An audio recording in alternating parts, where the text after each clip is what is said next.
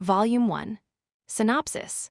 Lin Jie, a transmigrator, is the owner of a bookstore in another world. He's kind and warm-hearted, often recommending healing books to customers who are going through a tough time. From time to time, he secretly promotes his own work too. Over time, these customers begin to respect him greatly, some even frequently bringing local specialties to repay his favor. They often seek his professional opinion when it comes to selecting books, and share their experiences with this ordinary bookstore owner to people around them. They respectfully and intimately refer to him using names such as the demon god's lackey, propagator of the flesh and blood gospel, corpse-devouring sex rights and customs author, and shepherd of the stars. Chapter 1. Welcome. Lin Jie opened the bookstore's old wooden door as per usual. A muffled chime sounded from a bronze bell. Streams of water trickled down the door frame from above, leaving vestiges on the dirt-covered transom window. The sky was murky. It was pouring heavily outside, the pitter-patter of rain and vapor creating a foggy curtain. Puddles of water had accumulated outside the store. "Such a heavy downpour," remarked the frowning Lin Jie. He was a little miffed at his shirt and trousers getting wet. "This heavy precipitation that began last night will continue for approximately a week. The Meteorological Center has issued a yellow warning, which could rise to red." Audio from the neighboring shop's TV was quickly drowned up by the rain. It was unlikely that there would be any business for the bookstore under such weather. Lin Jie pulled out a triangular supporting frame and wooden board from behind the door to make a simple step at the entrance before flipping the hanging sign to display, "Open." It was unlikely for there to be too many customers under such weather. It looked like it was going to be a quiet day for the bookstore. Rather than to open for lackluster business, why not go back to sleep? This was probably what most people would think. But what if someone were to get caught in the rain, without an umbrella, and needs a place to wait it out? Lin Jie took a book from the rental shelf before heading toward the counter. He casually flicked on a warm lamp along the way before placing a towel by the side. After that, he brewed 2 cups of piping hot tea before finally settling down behind the counter. He flipped the book over to where he last stopped before pushing a cup of hot tea across the counter, as if passing it to a new acquaintance. A book and a cup of hot tea. The tools needed to warm a lost person's body and soul. Lin Jie took a sip from his own cup and smiled. Indeed, he was just this sort of kind-hearted romantic. Despite being an ordinary man, he was known by his customers as an honest man and a life mentor adept at doling out chicken soup. Life should always be filled with anticipation, ain't it so? Crack. With a twist of her hands, Jai Jixiu snapped the neck of the person caught in her clutches. However, the battle was not over yet. She quickly turned around and drew a long blade to sever the neck of another man. Gurk! The man's head fell to the ground, his eyes still wide open. Jai Jixiu pushed the 2 bodies away from her before walking out of the alley. A heap consisting of more than 10 corpses was left in her wake. They gradually burn Ed up and turn Ed to ashes. This was the aftermath of an alley fight in this downpour. Blood that had seeped through her black formal dress during the fight dripped onto the ground, evaporating into a wisp of acrid steam that was immediately washed away by the rain. Her body temperature was rising rapidly. Her B-lewd and muscle started to squirm, painfully alerting her of the number of broken ribs she had. But this wasn't a problem to her. As a hunter who had sordid blood injected into her bloodstream, it would only take her an hour to fully recover from such injuries. Time, I need time. She looked ahead of her. Vaguely concealed amidst a curtain of rain was a bookstore with faint light peeking through its glass windows. Through the window, she could faintly make out rows of bookshelves. Aside from the bookstore, everything else in the area was dark. There were many shops in the vicinity, but with such heavy rain, this was the only one in operation. The hanging sign at the entrance displayed "Open," and there was a crudely made step for easy accessibility at the entrance. It looked strangely incongruous with its surroundings. What was even more coincidental was that it was located directly opposite to the alley she had come out from. Is it a coincidence or a trap? Jai Jixiu didn't have the luxury to stop and think things through. She believed that her fellow hunters could sniff her out with their acute sense of smell, wanting in on her like sharks even in this torrential downpour. She needed to find somewhere to hide as soon as possible and buy sufficient time for her to recover. Sheeing, the long blade in her hand retracted back into its mechanism, turning into a seemingly ordinary black metal cane, in the blink of an eye. Jai Jixiu trudged toward the bookstore amidst the rain and pushed its door open. The interior of the bookstore was very quiet. She stepped in together with her cane, and it didn't take her long to spot the boss of the bookstore. It was a young man seated behind the counter, reading a book. His shirt and trousers were entirely black. In contrast to his dark, slightly messy hair, his skin was fairly pale. His slender fingers were holding up a teacup as he gently flipped the pages of the book. There was another cup on the counter with steam still swirling from it, but N01 was on the high stool in front of the counter. Jai Jixiu actually had an uncanny feeling that this cup of tea and seat was prepared for her. Feeling a little weirded out, she quickly scanned the entire bookstore with her gaze. It was narrow and cramped. Aside from the brimming bookshelves, there were many books strewed all over the floor. Half of the stairway leading to the second floor was blocked by bookshelves, and the windows were mostly caked with dust, giving off an eerie vibe. The only source of light in this dark, dank bookstore was the lamp sitting on the countertop, and the young man sitting behind it gave off an air of mystery. There was even a towel on the counter. Drip, drip, water was dripping off her thoroughly drenched self. Her wet hair was sticking to her neck, and her low-cut dress revealed her fair, supple skin. "Welcome." Lin Jie looked up with warm yellow light reflect in his dark pupils. With a smile, he pushed the cup of hot tea towards Jai Jixiu. "It looks like my long wait hasn't been in vain. The rain has washed a beautiful customer into my humble bookstore." Complimenting a customer's aesthetics was a part of good service. That being said, the person standing before Lin Jie was undeniable a beauty. Despite being thoroughly drenched, her beautiful features akin to a delicately chiseled sculpture and ivory white skin was still faintly discernible in the dim light. He felt that his wait had been worthwhile. "It looks like this customer needs a good heart-to-heart chat. Maybe I can make a new friend today, and perhaps a regular too." This was definitely not the thoughts of an avaricious businessman, but genuine concern and goodwill. Jai Jixiu eyed the cup of tea before her with narrowed pupils. Long wait. This meant that the young man knew about it and had been deliberately waiting for her, or could there be other motives in play? Regardless, this bookstore was oozing with weirdness. He coincidental timing, and this fellow's unruffled expression clearly relayed that things weren't that simple. Is it Secret Right Tower? Or the Truth Union? Maybe a liaison of Walpurgis. Jai Jixiu became more vigilant than ever. She discreetly moved her finger toward the button that activated the black cane's mechanism. As soon as the young man made a move, the cane would morph into a killing blade that pierces through his skull. "You were waiting for me?" the hunter probed. Lin Jie answered with a kind smile. "Yes, I've always thought that fate works in miraculous ways, how it brings two complete strangers together in the least expected way." He gestured toward the counter and continued, "Feel free to use the towel there to wipe yourself dry. Don't worry, it's unused. Would you like me to turn on the heater?" Jai Jixiu picked up the towel hesitantly and shook her head. "It's fine." Taking a closer look at his customer, Lin Jie noticed her tightly creased brows. Referencing from past experiences, he surmised that this person might be facing a predicament in his life. Thus, he cleared his throat and asked, "From the look of things, you seem to have encountered some trouble." Chapter 2. Words Heal and Teach.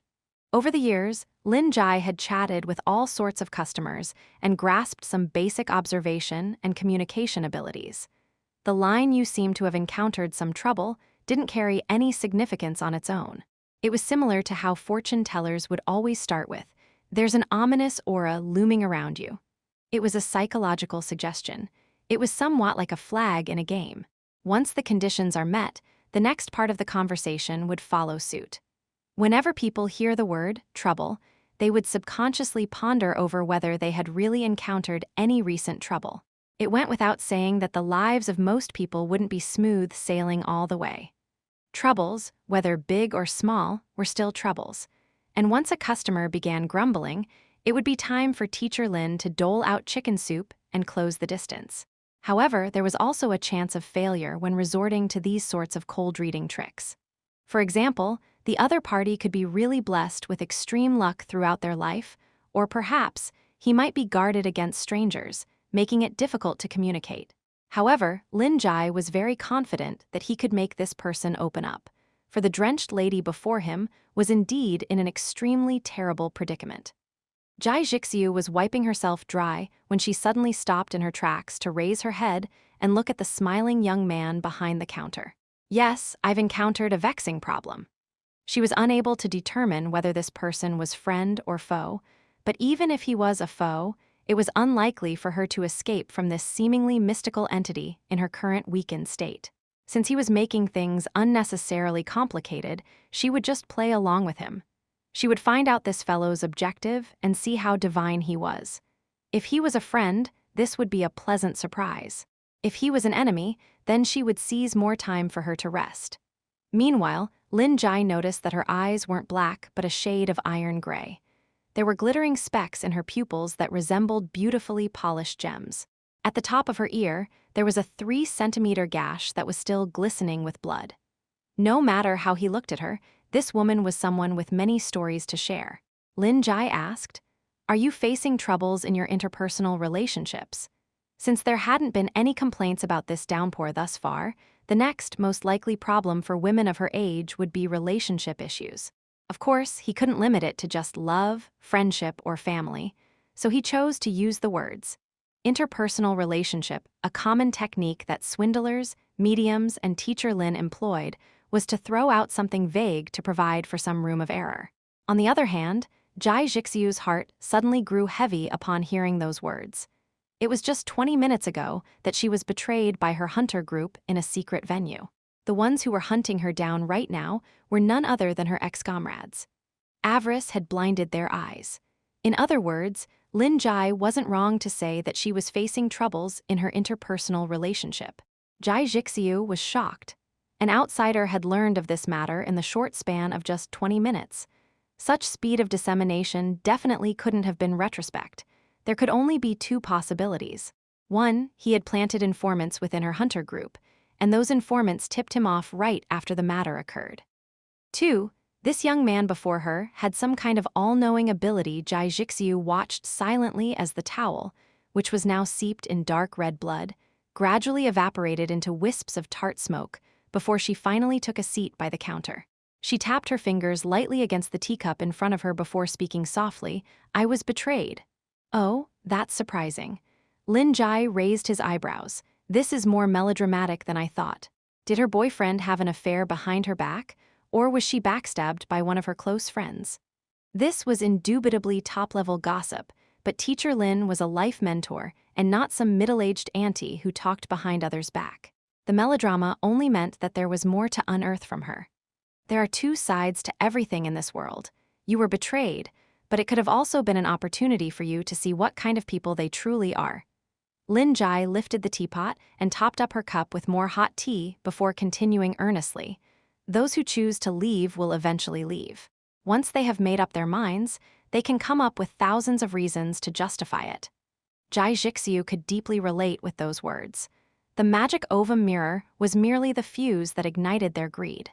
Even if not for that, a day would eventually come where they would make the same decision as they had today.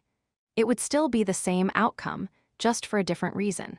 Jai Jixiu rubbed a cold hand on the cup, then said in a self-deprecating manner, "You are absolutely right, but I have already lost far too much from this betrayal. What use is it for me to see through them now? Lost far too much? She must have had her heart broken by a scumbag. Ha, how pitiful." Lin Jie felt sympathy for her. Wounds on the body can be easily treated, but wounds in the heart take a long time to heal. It was times like this that his exceptional counsel was most needed. Lin Jie placed both hands on his chin as he scrutinized Jai Jixiu closely. A moment later, he spoke with a resolute tone, "It'll be useful. You have learned to discern one's true face and false intentions. You wouldn't take pity on those who have once hurt you because of your past relationship anymore. The pain you are suffering now will make you wiser than before." These words were strong and resonating. Jai Jixiu stared into Lin Jie's blank eyes, and her breathing unknowingly grew heavier. Under the dim, warm light, his eyes seemed to carry some sort of mysterious magic that drew her in. She could sense both sympathy and partiality from him, as if he was a higher being who embraced all lives and guided humans toward the right direction. It took a while before Jai Jixiu snapped out of her daze, and she shook her head vigorously. She felt that the young man before her had some goal in mind for approaching her here. At this point, the impression she got from him was that he wasn't an enemy, but an ally who wanted to help her deal with the hunter group. Hunters, who utilized the sordid blood of dream beasts as their source of power were considered to be evil in the eyes of upright magicians. Jai Jixiu deduced that this person wasn't in any of the three factions she had guessed earlier, but rather, he was a high-level magician that hated hunters. Those thugs had an innate mastery of language and words. Then, Jai Jixiu steeled her resolve and took a deep breath. What should I do? Since they have acted inhumanely, there's no need to uphold civility with them. You can deal with them the exact same way they dealt with you. A tooth for a tooth, an eye for an eye, replied Lin Jie. He didn't dish out the usual chicken soup that numbed one's soul. Otherwise, she would be led astray, making it difficult to retain her as a regular. When faced with scumbags, one ought to retaliate with a heavy blow. His customer appeared to be in a bewildered state at the moment, but as long as he pointed out a path for her, she would be able to free herself from confusion and take action. The disposition of a magician indeed. Jai Jixiu opened up her other palm, which was hidden under the table. It was covered with blood. Her lips moved slightly. Casting aside my humanity, she was neither prepared nor resolved to go that far yet. You need to ascertain your thoughts and intentions first. Only then can you prepare yourself properly. Lin Jie calmly gazed at the now pensive lady with a smile. I think you might need this book. The time was ripe for Lin Jie to show his hand, and he smoothly directed the conversation toward his wares. Given the atmosphere, it didn't seem wise for him to pick out a book from the shelves behind him. That would make his intention too obvious, so he slid the book he was reading over, Confessions. Jai Jixiu received it over with a blank look on her face. There were 3 words written on the cover, blood and beast. She had read a lot of books over the course of her life, but she had never seen this book before.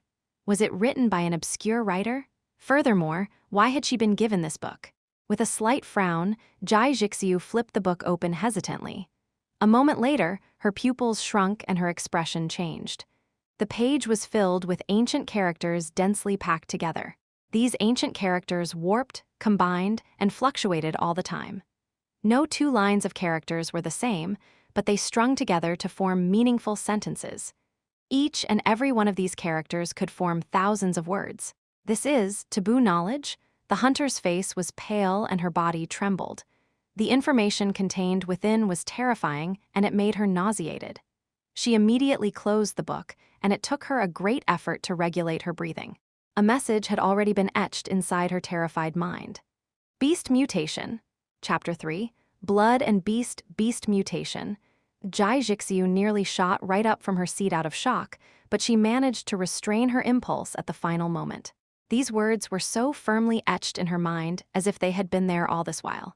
She wondered if this searing pain was something one would feel when being branded. Beast Transformation. Drawing power from blood and using blood to control.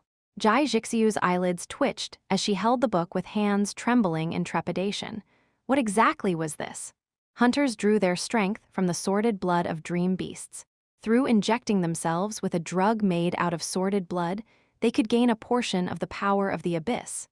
However, such an act was extremely dangerous, and there was a high chance of dying on the first injection. This eventually became known as the threshold for becoming a hunter. On top of that, if the dosage exceeded a certain limit, the hunter would be unable to control the devastating prowess of the sordid blood in his body and become infected, leading to the occurrence of a certain phenomenon. This phenomenon could be split into 3 stages: personality distortion, loss of rationality, and physical mutation. The higher the concentration of sordid blood, the stronger the hunter and the prowess of the transformation. Amongst the different types of physical mutation, the most commonly seen one was beast mutation. And it was nigh impossible to control a beast mutation. Veteran hunters who had accumulated too much sordid blood possessed unimaginable strength, but at the same time, they underwent great suffering due to their beast mutation phenomenon. It was true that Jai Jixiu had considered, casting aside her humanity, to undergo a second injection so as to gain the power needed to exact vengeance. But she had never thought that this mysterious bookstore owner would actually give her the method to control sordid blood. This meant that she would be able to control her beast mutation, a problem which neither hunters nor magicians had been able to solve since ancient times. Confessions. Sensing the blood in her body slowly coming under her control, Jai Jixiu's raspy voice quivered in a mixture of excitement and agitation as she asked, "Is this what you want me to do?" The man standing before her was a real madman, an unbelievably powerful one at that. One must know that this knowledge was more than enough to topple the current system of hunter groups. As soon as this skill was spread amongst the people, the hunters would be able to break free of their reliance on sordid blood. This was an undertaking equivalent to a crusade to change the old world. There was no saying what would come out of this. She could become lauded as a saint or condemned as a sinner. But in any case, the choice of fate was currently in her hands, and she wanted to change the old world that had long gone out of time. Jai Jixiu's breathing got heavier and heavier as she lowered her head to stare at the book in her hands. Her panting echoed exceptionally loudly in this quiet little bookstore. On the other hand, Lin Jie sighed in silence as he watched the lowered, trembling head in front of him. She's just like any other young lady in the face of a breakup. Despite appearing to be a strong, independent woman, she had a vulnerable side to her too. With just a few words of encouragement and comfort, she's already on the verge of crying. At times like this, tears didn't just represent sadness. It could also be a sign of being ready to let go of the past in preparation to move forward. After revealing her vulnerable side, what she needed next was an injection of self-confidence. She should be given the courage to believe in herself, that she could stand proudly before the harshness of the world and face it. Yes, you need to do it. You must do it. Cast aside your remorse and face yourself honestly. The young man spoke with a lowered tone. It sounded as if he was talking to her and to himself at the same time. Once the last trumpet sounds, I shall present myself before the sovereign judge with this book in my hand and loudly proclaim, "Thus have I acted. These were my thoughts. Such was I, such as I was, I have declared myself. Sometimes vile and despicable, at others, virtuous, generous, and sublime, even as thou hast read my inmost soul." What Lin Jie narrated was an excerpt of original text from Confessions. He looked at Jai Jixiu with a smile and continued, "Like wild beasts, everyone has primitive desires. That's just how reality is, isn't it?" Jai Jixiu raised her head, only to see Lin Jie raising his cup and clinking it against hers. "Cheers to a new tomorrow. What do you say?" After a long time. Jin Jixiu put down the book and picked up the cup earnestly. She smiled and nodded prudently in response. "Thank you for your guidance. I will comply with your wishes." Lin Jie had just taken a sip when he noticed Jin Jixiu's actions and froze up. Did she just gulp down the entire cup of tea? That was just a symbolic gesture. I just wanted her to have some hot tea to warm herself up. Furthermore, I have only topped it up moments ago. It must have still been boiling hot. How in the world did she drink the whole thing in the blink of an eye? Never mind, never mind. She has just been jilted after all. She might not be in the right frame of mind. Lin Jie put down his cup uneasily. He hesitated for a brief moment, but he decided to ask it in the end, "Do you need to head to the hospital?" Jai Jixiu shook her head. "Thank you for your concern, I'm fine." Most of her wounds had already healed up during the exchange. This was the power of sordid blood. All right then. Since she's already said so, I'll just assume that she's fine. After all, she wouldn't have been able to continue speaking so casually with me if she had really been scalded. "Would you like to rest a little longer?" Lin Jie brought out a black umbrella from beneath the counter and shook it. "It's unfortunate that my cramped bookstore doesn't have much space, so I can only keep you here till tonight. Here's an umbrella. You can take it along with the book. The due date for returning the book is a month with a maximum extension of another 7 days. Remember to bring the umbrella along with you when you drop by to return the book." Rather than a bookstore, it felt more apt to call it a book warehouse. There were only bookshelves in the store aside from books. "I'll leave in a moment's time." Jin Jixiu took the umbrella before receiving the register book Lin Jie was passing over to write down her personal particulars and sign it off. She then raised her head to look at Lin Jie and asked cautiously, "May I know a little more about you?" Me, I didn't go overboard with my words, right? Or are heartbroken girls just that vulnerable? Lin Jie blinked in surprise before swiftly putting on a professional smile. I'm Lin Jie. I'm just an ordinary boss of a bookstore who likes helping others. He placed the book in a plastic bag and looked at the name on the register. Jai Jixiu? Doesn't the sole daughter of the underground resource development magnate, Jai Badong, go by the name of Jai Jixiu too? Lin Jie was confident in his memory, and the name Jai Jixiu was rather atypical too. He was quite certain of it. Not to mention, the lady before him was dressed in an evening gown that appeared to be custom-made. It was not the kind of attire that an average person could afford. Lin Jie tried his best to maintain his composure as he silently tucked the register away. This is quite the big fish I can definitely earn enough money to renovate the bookstore. On the other hand, Jai Jixiu assumed that Lin Jie was unwilling to divulge his identity, but she wasn't disappointed by his response. On the contrary, she felt a surge of anticipation.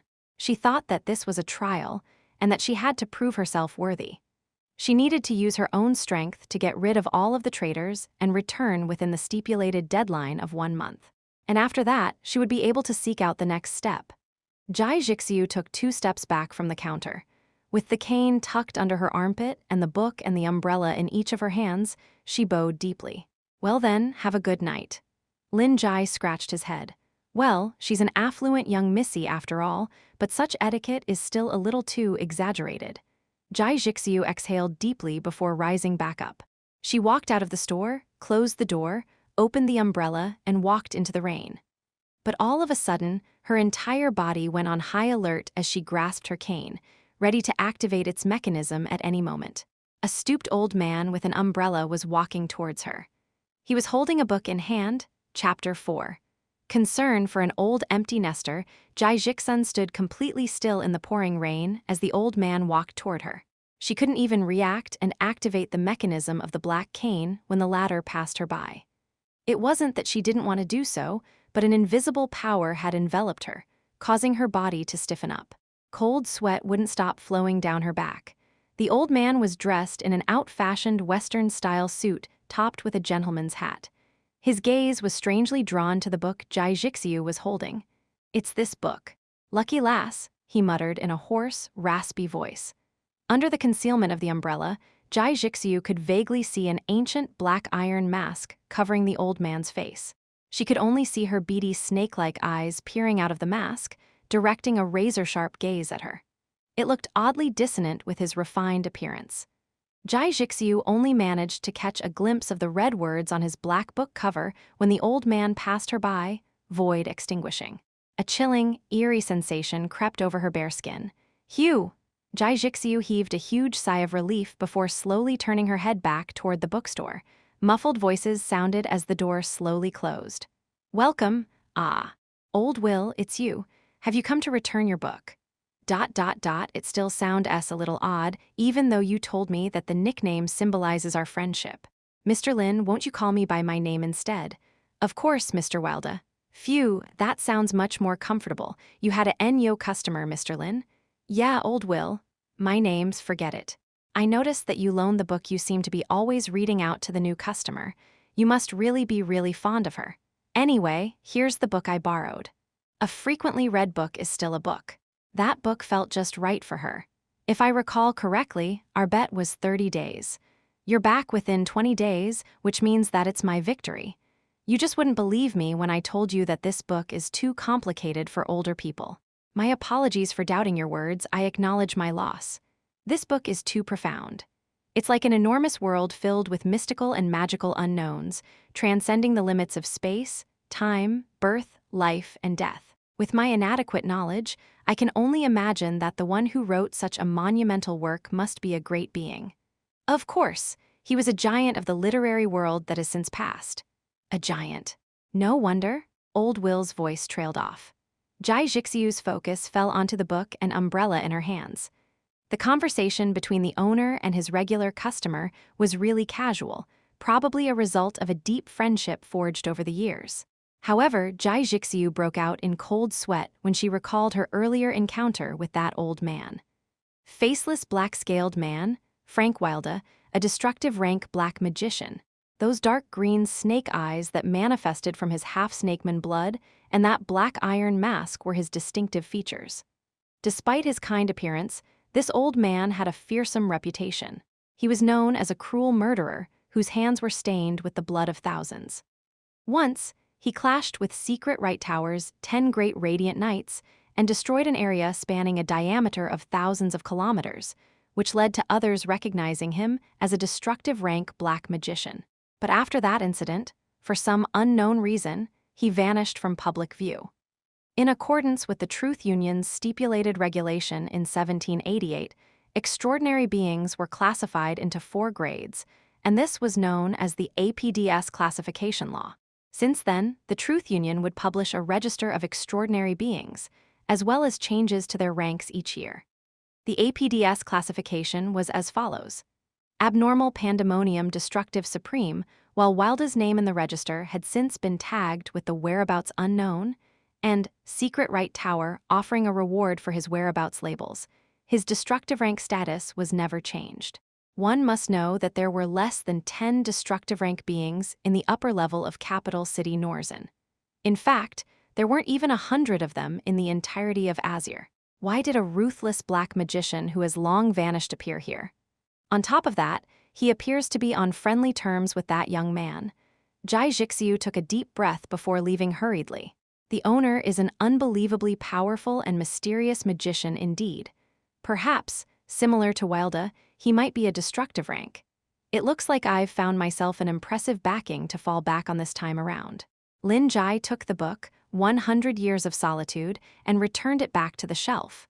Old Will, you seem to be a little down today. Wilda could be considered a regular here. Lin Jie's rundown bookstore rarely saw any customers, and the number of regulars could be easily counted with the fingers on his hands. However, Lin Jie had made sure to build up a deeper bond with each of them through his heartfelt engagement, compelling them to visit out of habit. Wilda first stepped foot into this bookstore 2 years ago. Since then, he had dropped by a total of 5 times to borrow new books. It might appear to be infrequent at first glance, but one should note that Wilda's usual borrowing period was a month. In other words, he had devoted 4 out of the 24 months of the 2-year period here, which was equivalent to a sixth of his time. That was sincerity. In the 3 years Lin Jie had run this bookstore, he practically saw no business in the first. Therefore, Wilda was considered as a veteran regular of his humble place. At the same time, he was also someone whom Teacher Lin frequently gave guidance and counsel to. Sigh. Old people, especially empty nesters, are really susceptible to mental and psychological issues. Old Will was definitely one such old empty nester. Based on what Lin Jie had heard, Old Will had 2 estranged children and a departed lover. He was excluded by his colleagues and feared by others because of his appearance, leaving him to live a lonely life in the huge city of Norzen. Old Will had no lack of food, or clothes, but there was a gaping hole in the spiritual aspect of his life. This deficiency wasn't just due to the lack of concern from friends and family. Most importantly, he lacked recognition from peers. Old Will was a linguistics expert and an academic with great interest in researching all sorts of rare languages. Those in that field eventually got used to being alone, but the pain of not being understood by others was still a difficult one to bear. Thus, Lin Jie chose to proceed from this angle. From the first meeting, Lin Jie made sure to view Old Will in the eye and treat him with respect so as to win his goodwill. From the books that Old Will had brought to sell, he managed to deduce quite a bit of information. In the end, he casually recommended a book, Wenzhonese. Dubbed the Devil's Language, Wenzhonese was considered to be amongst the most difficult languages in China. In the Wenzhou prefecture itself, there were more than 12 different variants of this language. Furthermore, during wartime, Wenzhonese was even used as a secret code that enemies had no way of deciphering. Old Will's expression had gone from lackluster to skeptical to fright before becoming consumed with ecstasy as he exclaimed, "Demonic! This is truly demonic." Such a scene made Lin Jie feel the significance of his chicken soup. The happiness of a life mentor could be as simple and dull as this. But as there was no Wenzhou nor China in this land known as Azir, Lin Jie could only explain that this book had come from a long-lost place and time. Chapter 5. Transmigrator Lin Jie. Yes, Lin Jie was a transmigrator who had transmigrated from Earth over to this vast country named Azir. There were countless other transmigrators out there in this vast cosmos, but in certain aspects, he was a unique one because his transmigration was, to a certain degree, voluntary. It all started from teacher Lin's hobby.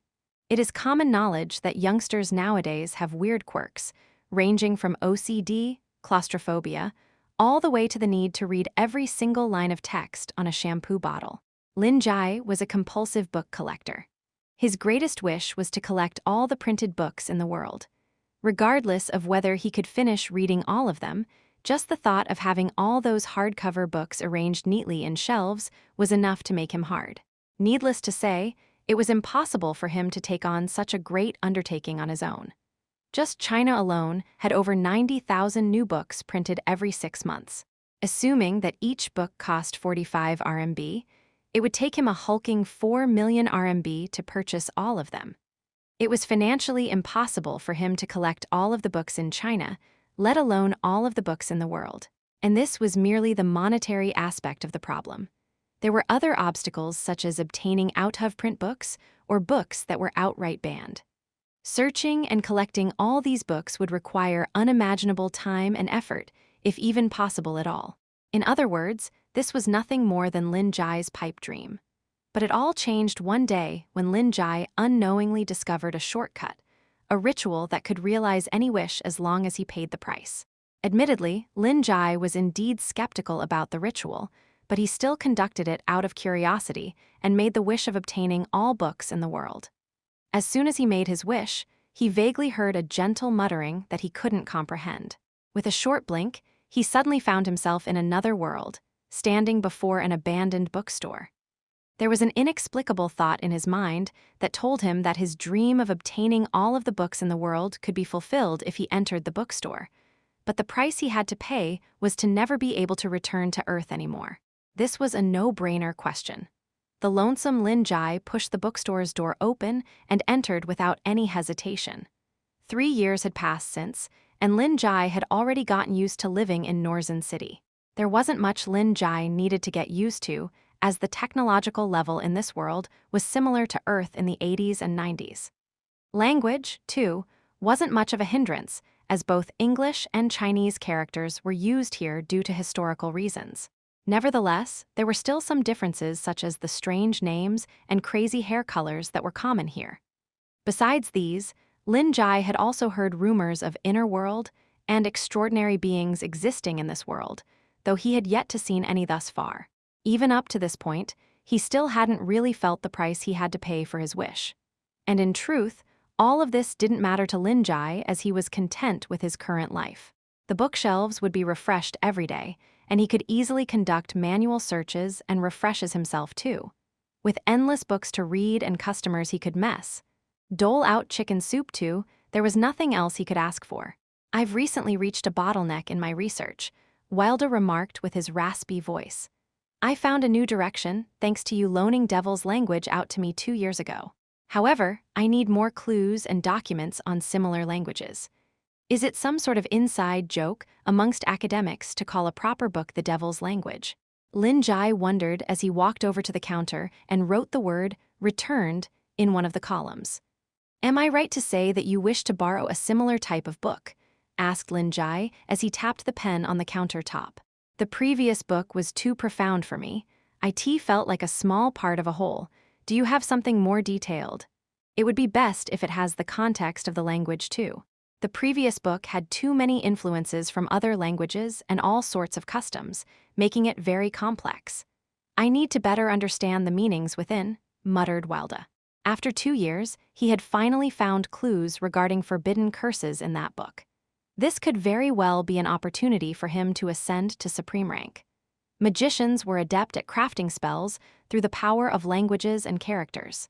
Black magicians utilized verbal languages enchanted curses, whereas white magicians made use of characters to inscribe sigils. As a top-notch black magician, Wilda had already mastered most basic incantations. What he needed now was to draw out his inner soul's potential to spur a breakthrough. In other words, he needed to find the voice of his own soul.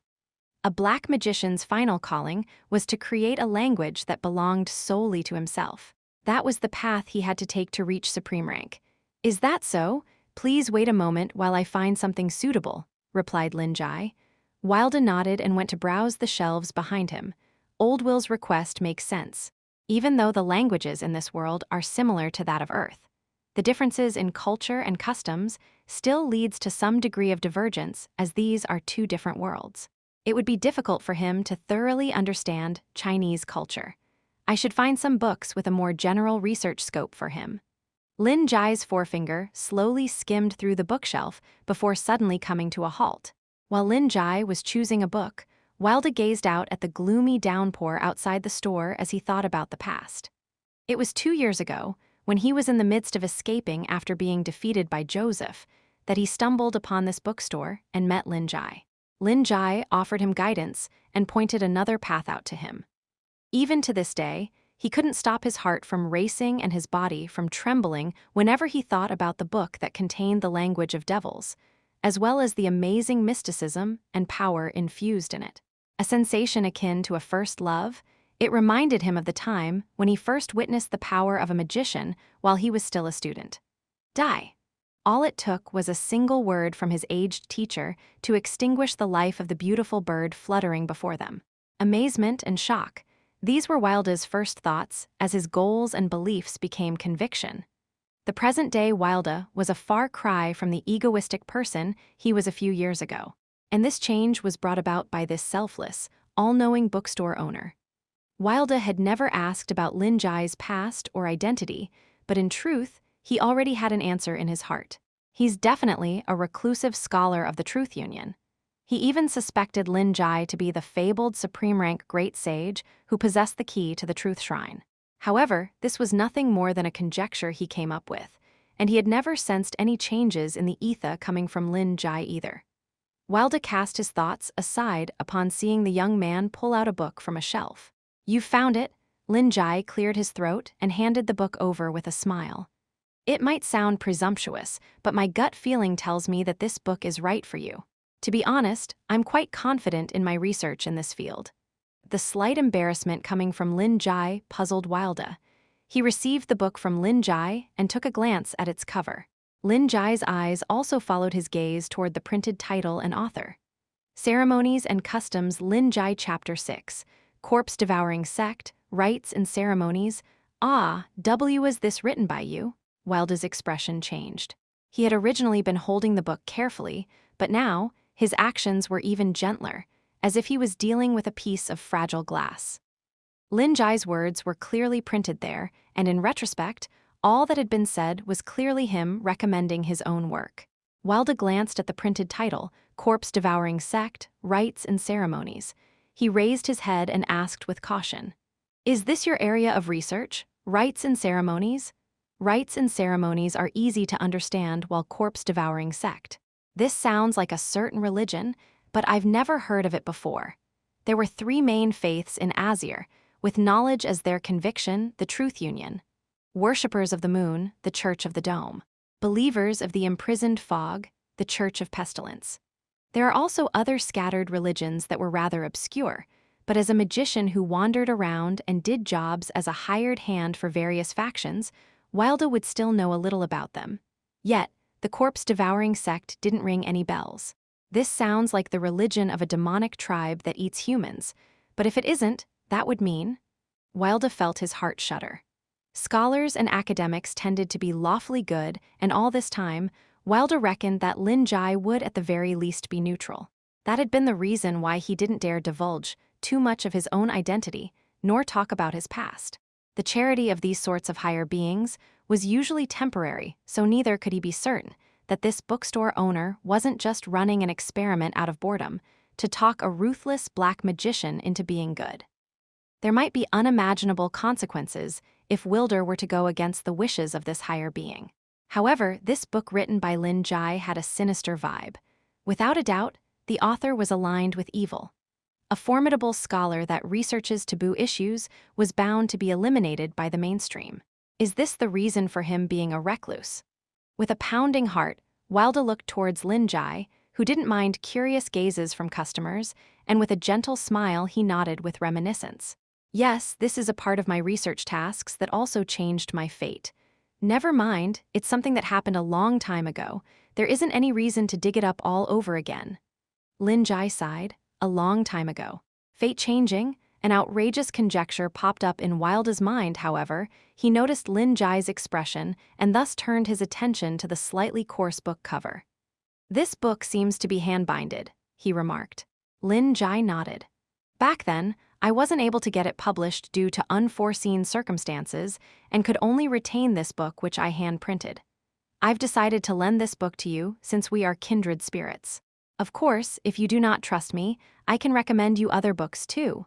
Before his transmigration, Lin Jie was a cultural studies doctorate student as well as a lecturer. There was a history behind the Teacher Lin title. Furthermore, providing life advice and doling out chicken soup for the soul wasn't something he learned overnight. If Lin Jie hadn't chosen to transmigrate back then, he would likely be an associate professor and would have probably published the 6th edition of his books about popular customs. While it wouldn't be especially outstanding given the many other, youngest associate professors and genius students, he was confident in his specialization. Thank you. It is my greatest honor to read your work. Wilda bowed slightly and continued. However, having the only copy of such an important book in the hands of a pathetic old man leaves me uneasy. As a crafty old magician, Wilda wasn't worried about losing the book. However, this was a book that hadn't been published, which meant that all the things recorded inside were of an experimental nature. Who knew what sort of unimaginable outcome might occur because of him studying it? From the look of things, it seems as though Lin Jie took him as some sort of guinea pig. Old Will, there's nothing to be worried about. I believe that you would bring this book even more worth. My research only has value when it is seen by others. As for it being the only copy, that's no longer important to me. Lin Jie smiled and gestured at the bookshelf behind him. I now possess an entire forest. Besides, I can easily produce a replacement anytime. Knowledge in one's mind cannot be stolen while fame and fortune can be taken. But in my opinion, those are just immaterial. Lin Jie looked intently at Wilda. Accept it, Old Will. This is already the last of my chicken soup. Lin Jie could sense Old Will's apprehension towards his research. However, this wasn't directed at the subject, but rather concern over what studying this might bring about. As an empty nester, Old Will might seem amiable, but his haughty and detached disposition had caused him to drift away from friends and family. As a result, he regarded academics with great importance. He needed accomplishment, fame, and fortune of this aspect to fill the void in his heart.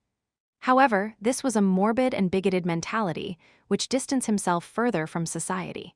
Therefore, Lin Jie decided to guide him towards once again experiencing care and concern from others. Wilda met Lin Jie's gaze and was momentarily startled.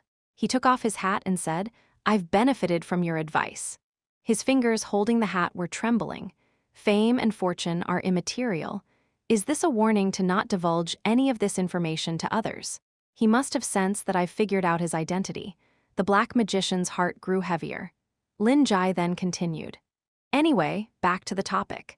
Since you could understand, the devil's language, you should be able to understand this book, and if you think that it's good, I would be more than happy if you recommend it to others.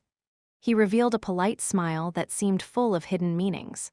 Gazing at the book in his hand, Wilda nodded. Understood, I will do my utmost. It seems that he wants me to help propagate his work. This must be the price I have to pay. Wilda felt his heart lighten. There was a price to pay after all. Free lunches didn't exist in this world. Wilda would have been even more terrified had Lin Jie continued with his generosity, as it would mean a heavier price to pay in future, perhaps eventually costing him his life.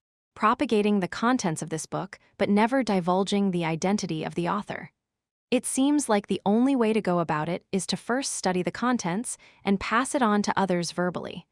I must be very prudent. Wilda thought to himself. Well then, I should take my leave. Wilda put his hat back on, then hesitated for a moment before drawing out a jet-black stone sculpture from his chest pocket and placing it on the countertop. Thanks for the guidance you have given me all this time. Please accept this small token of appreciation. Chapter 7, Gargoyle. Is this a gargoyle? Lin Jie picked up the sculpture and observed it. The stone sculpture was approximately 30 centimeters tall and 10 centimeters wide. A third of the sculpture was a pedestal, while the remainder was the body of the gargoyle itself, a monster that was part human and part beast, with 2 horns on its head, a tail with a pointed end, and a pair of bat-like wings which made it appear like the spawn off the devil.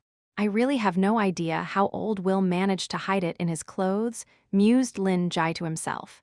He could tell that the cost of this sculpture wasn't cheap given its detailed and exquisite craftsmanship, which together with the eerie red glow from its eyes, made it seem as if it was about to come to life at any moment. For a moment, Lin Jie's heart pounded and he felt something wasn't right. How scary!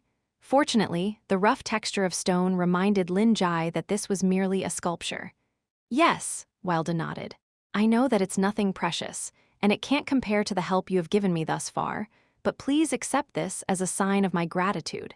I'll bring an even more valuable gift next time I return. Lin Jie's first thought was to reject the gift out of habit, but after some consideration, he realized that his Asian modesty wasn't appropriate here. He could tell that old Will sincerely wanted him to have this gift, and rejecting it would make it seem like he didn't like it or that they weren't close enough. Besides, a gargoyle was similar to those Chinese stone tablets that warded off evil, relaying old Will's blessings and kind intentions to him. There was no reason to reject it, so Lin Jie decided to accept this local specialty. Lin Jie placed it back on the countertop and smiled. A fine piece of art indeed, I like it. I'm really looking forward to what you will bring me next. Wilda heaved a relieved sigh. He had kept this gargoyle with him for many years, and it was also his graduation piece back when he finished his apprenticeship with his own master.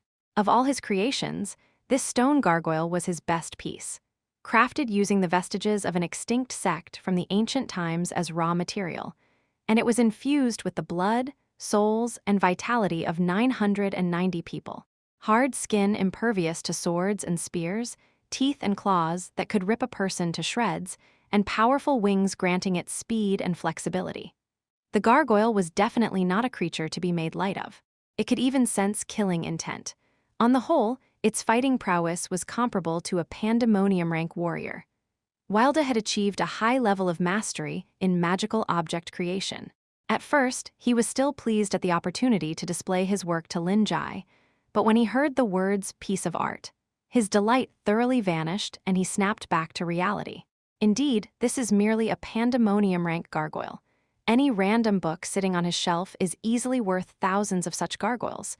It really seems that my gift is no big deal in the eyes of a higher being. Ha ha. Lin Jie is truly kind, paying heed to my feelings and praising it from another angle. But it's fine. Wilda had already prepared the next gift, and it would be an absolutely heavyweight one. He believed that even a supreme rank being would value it. You will be pleased, the old man remarked with a twinkle in his eyes before turning and leaving the bookstore. Lin Jie waved him off and sighed. This should be all the business for today, Lin Jie thought to himself as he watched the pouring rain outside. Getting 2 customers in this file where there was already a rare occurrence, and Lin Jie wouldn't pine for even more. Maintaining a good attitude does bring about more luck, Lin Jie murmured with a sigh before sipping on his tea. He picked up the gargoyle and toyed with it for a bit before placing it back on the countertop. Under the dusky light, that genuinely demonic sculpture atop its pedestal seemed like it was ready to spread its wings and hunt at any moment. Oddly enough, this stone gargoyle fits the bookstore rather well. With such a thought in mind, he rotated the gargoyle in a way so that the malevolent red glow from its eyes faced the entrance. Anyone who attempted to break into the bookstore would surely be scared witless by it, even if it was broad daylight. An anti-theft mechanism, wonderful. Lin Jie nodded in satisfaction before he began to tidy up the counter. As he was putting away the teacups, his eyes suddenly narrowed. He noticed that the wet spots on the tabletop were flowing slowly on their own accord, gathering together to form the words, "It's been a while." Lin Jie shot up in shock, his eyes still firmly fixated on the table as a familiar sensation washed over him. This was the same sensation he felt when he was brought before the bookstore 3 years ago. He understood at once. The hidden hand that had sent him to this world had once again appeared after 3 years. "It's you." Lin Jie calmed himself with deep breaths and sat down once again. It has been a long time indeed. Have you finally decided on the price I ought to pay? Lin Jie couldn't help airing his grievances.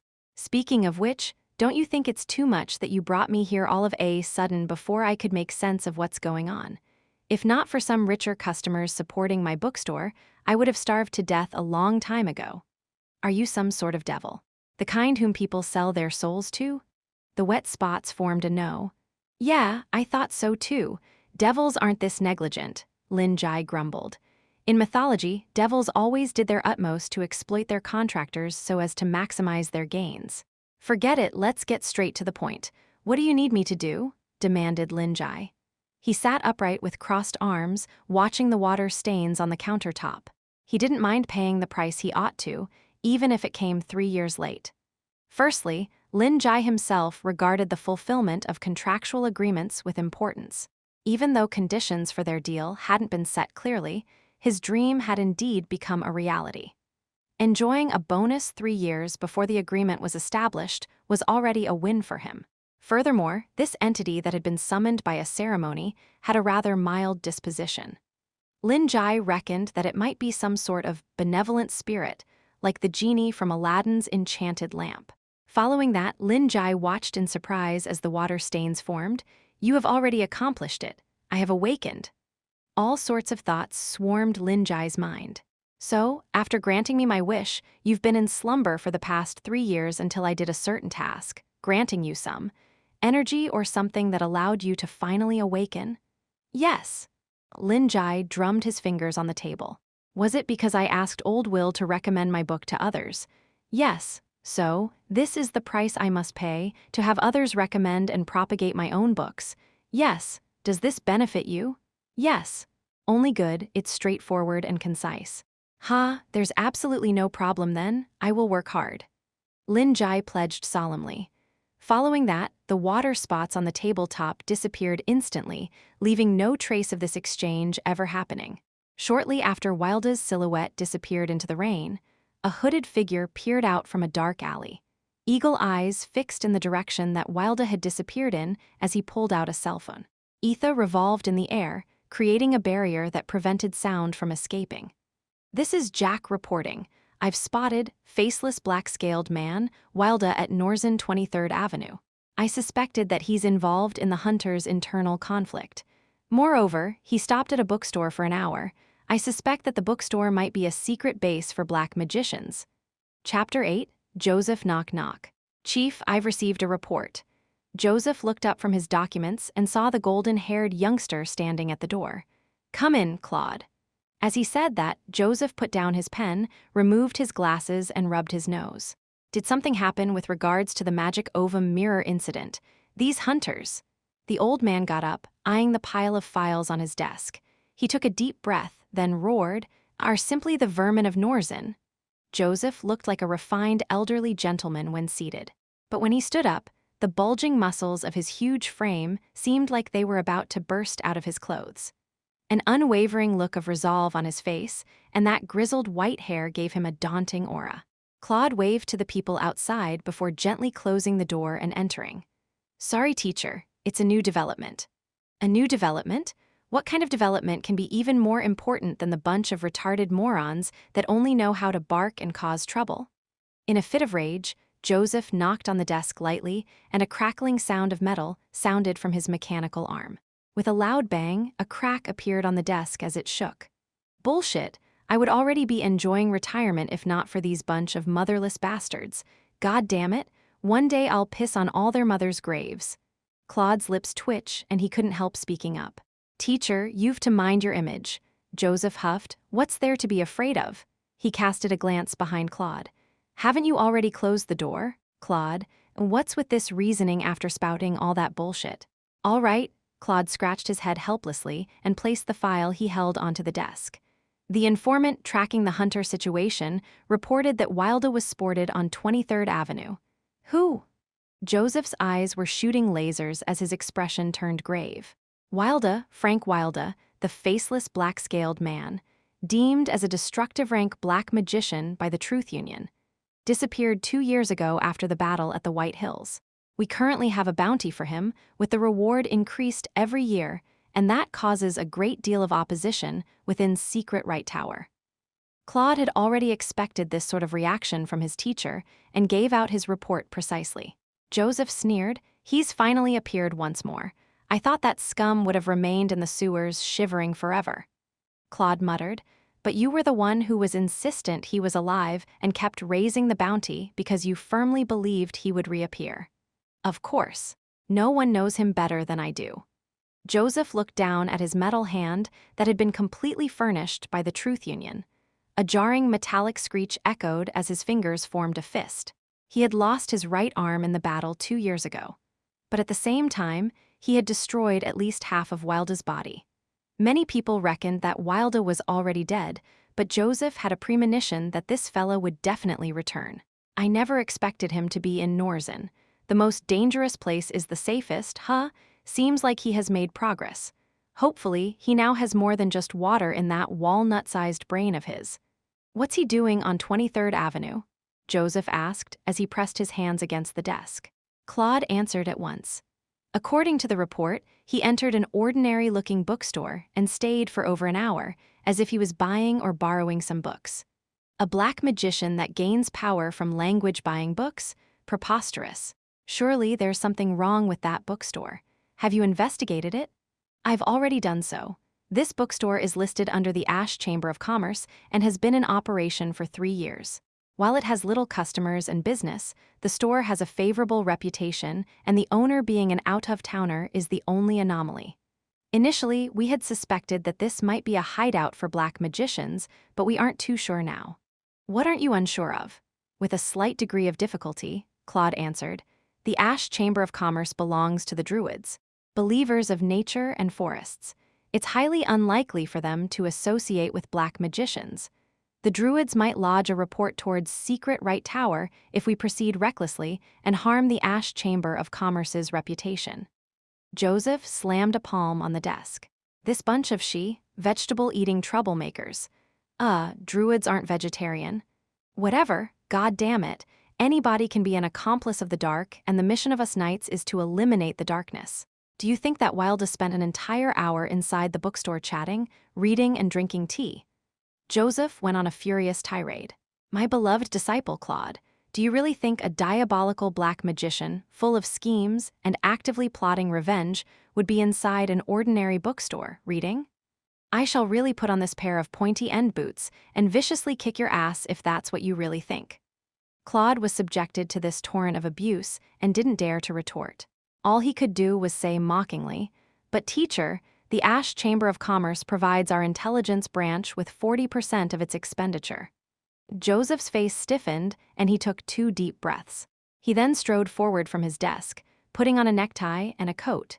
His huge frame coupled with these clothes could be aptly described as a Western-styled mobster.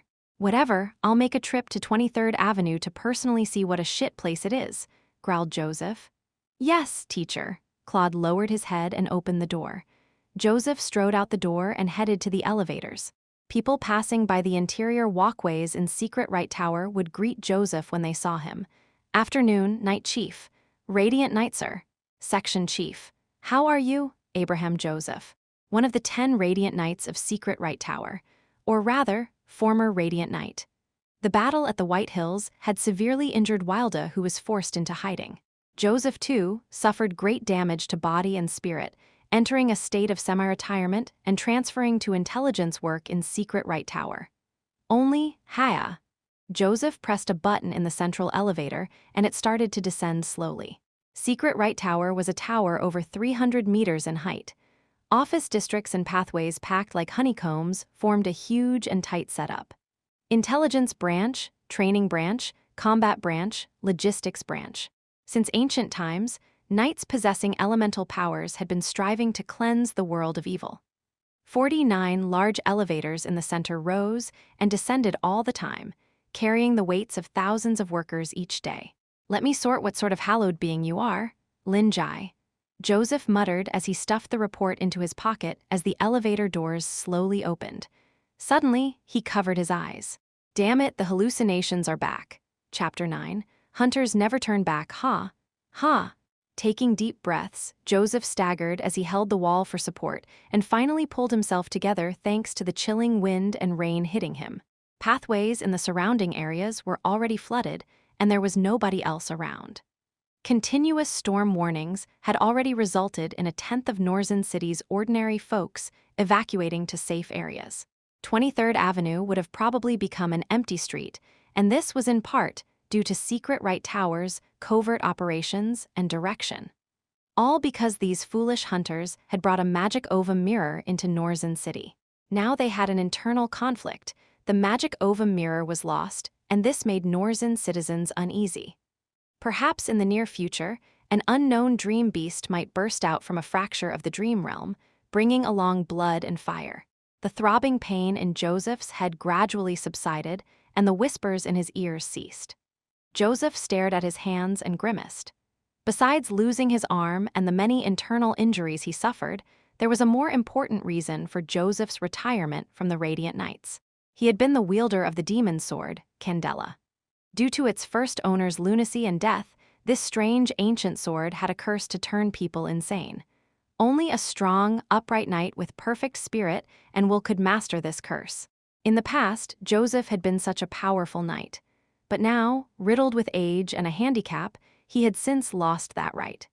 With the next successor of Candela yet to be found, Joseph could only continue to suffer the backlash of this demon sword.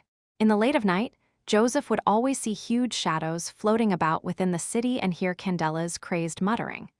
These visions had intensified recently, leaving Joseph greatly tortured. Before a towering, abandoned church stood Jie Jixiu, cane in hand. Her black windbreaker flapped furiously in the wind as she gazed at the rising flames through the church's round glass windows. Anguished cries and screams came from within as glass windows were smashed in succession. The ether fluctuated chaotically in this bloody scene. Shimmering glass shards, mixed with innards and fresh blood, were sprayed like vines across the church walls. Corpses were piled up in heaps, rapidly carbonizing and turning to ashes. Behind Jie Jixiu were her most loyal subordinates as of now: Kai, Marcus, and Rune. As the second leader of the hunter group, White Wolves, Jie Jixiu's subordinates numbered more than these three originally.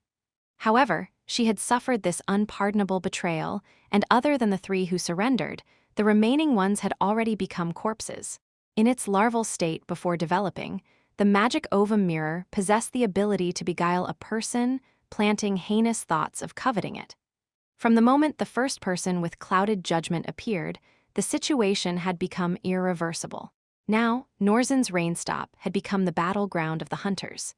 Kai and Marcus had already been her subordinates, as well as being followers of her father. Their consciousness had already been binded by her family's white magician's sigil, thus allowing them to retain their mental clarity against the magic ovum mirror's erosion. On the other hand, Rune had only surrendered recently and allowed himself to be branded with the sigil willingly. In the hunter group, White Wolves, he had been a subordinate of the first leader, Harris. His reason for surrender was simple. He had witnessed the ruthless methods, hellbent revenge, and the pile of corpses in the wake of Jie Jixiu's beast mutation. State: Miss, we have already ascertained that the magic ovum mirror is in Harris' hands. He has already turned into a deranged maniac and carried out a massacre within the hunter group after seizing the mirror, Kai said softly. With the nickname Black Rose, Kai was a tall, slender lady with beautiful features.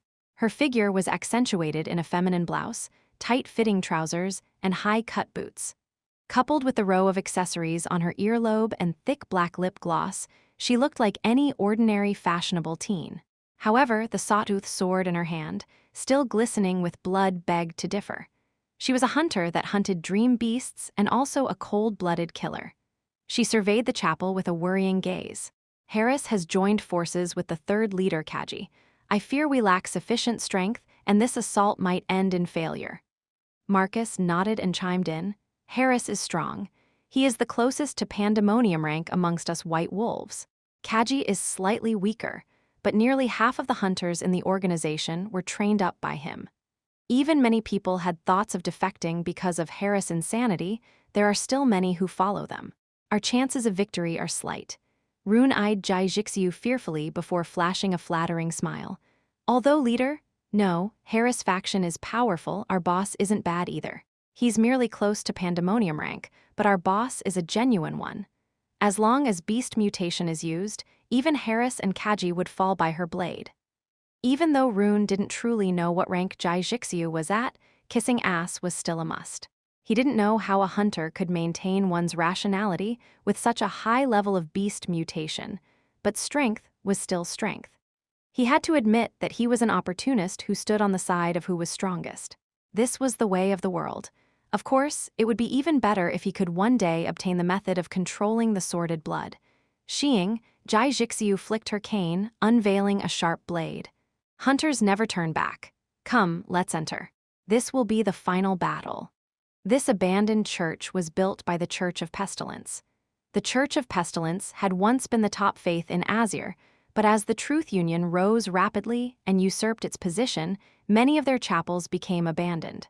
The battle in the church was reaching its conclusion, and Hunter's remains were strewn all over. Jai Jixiu disposed of the last person obstructing her and strode into the main hall. Beneath the eaves of the chapel, lit by the light shining through the 7-colored stained glass, was the White Wolves' third leader, Kaji. He was a tall man, dressed in black clergyman robes, and had a long sickle strapped to his back. His head was bent down as though in prayer. Rainwater dripped through the long neglected ceiling, covering the floor in puddles. "Where is Harris?" Marcus asked. "Gak." Kaji's head moved slightly and he produced a sputtering sound. "Something's wrong." Jai Jixiu's eyes narrowed as she rushed forward and gave a push to the man's shoulder. Kaji's head tilted back, revealing his pained, twisted face and a huge gash on his neck dripping with blood. Everyone else gasped. That huge sickle wasn't strapped to his back, but had run through his body, nailing him to the floorboards instead. "Injection? Hurry!" Jai Jixiu cried out. "Yes!" Marcus hurriedly handed over an injection of sordid blood. Jai Jixiu grabbed it, then stabbed it into Kaji's heart and injected all of it. The large quantity of sordid blood took effect at once as Kaji's neck wound started to squirm and shrink. At the same time, his eyeballs spun wildly before finally turning into beastly pupils. "Erg erg!" Kaiji yelled out in pain as teeth and nails grew long and hair rapidly sprouted throughout his body. "Answer me. Where is Harris? Has he left with the magic ovum mirror?" Jai Jixiu stared into his eyes and shouted. Only Kaji nodded, then threw his head back, roaring with laughter. "He will descend." His eyes then slackened and turned motionless. Coarse fur that had shot up from his heart once again went back in, taking along the last vestiges of his life. "God damn it!" Jai Jixiu pounded a fist against the wall, eyeing the disarrayed main hall. "Miss, how about going to see Mr. Haywood? He might not reject providing help since he is supported by the family," suggested Marcus. "No need, you guys continue the search." Jai Jixiu took a deep, long breath. "Rune, come with me." Rune was slightly taken aback and asked apprehensively, "Where? Where to?" 23rd Avenue. Chapter 10, You Failed? Yet another lackluster day of business, sighed Lin Jie as he poured himself a cup of tea before starting to read. Days without any business was just but a common occurrence in Lin Jie's daily life. 3 days had gone by since the day old Will and the affluent young miss came by. There hadn't been any customers during this period. It was easy to lose track of time with the unceasing rainstorm outside. Only a handful of people came out to buy reserve foodstuffs in this gloomy weather that shrouded the entire city. The pitter-patter of rain and gushing water were the only sounds in the quiet streets. Water level in the roads had already risen to about 10 centimeters high, but fortunately, 23rd Avenue was situated on slightly higher ground. According to the news, residents of more than 30 streets in Norzen had already been temporarily evacuated to other districts. Such abnormal weather had only happened a handful of times in the history of Norzen. However, for Lin Jie, life went on as per normal. The only difference was needing to put on a jacket because of the colder weather.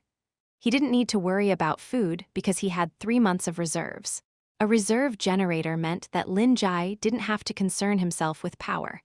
Moreover, boredom wasn't an issue here. This was a depository with all the books in the world. Lin Jie wouldn't be able to finish reading them all even if he possessed a quantum reading speed. Much less now, where he studied the books meticulously and made notes. While Lin Jie wasn't born with a compulsive reading disorder, hoarding books had more or less caused him to develop this habit over the years.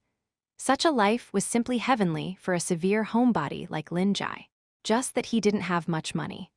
Ah, but it's all thanks to that little dark-skinned lady that I'm able to lead such a meager, yet fulfilling life right now. If not for her support of the bookstore and assistance in helping me get an operation license and temporary residence permit, I really have no idea where I would be now, mused Lin Jie to himself. As Lin Jie flipped the page, he murmured with a tinge of disappointment, "She hasn't visited the store in a long time."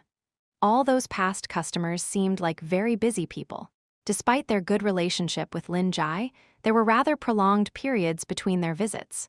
Frequent customers like Old Will were few and far between. One such example was his very first customer, Killy, a young dark-skinned lady with snow-white hair.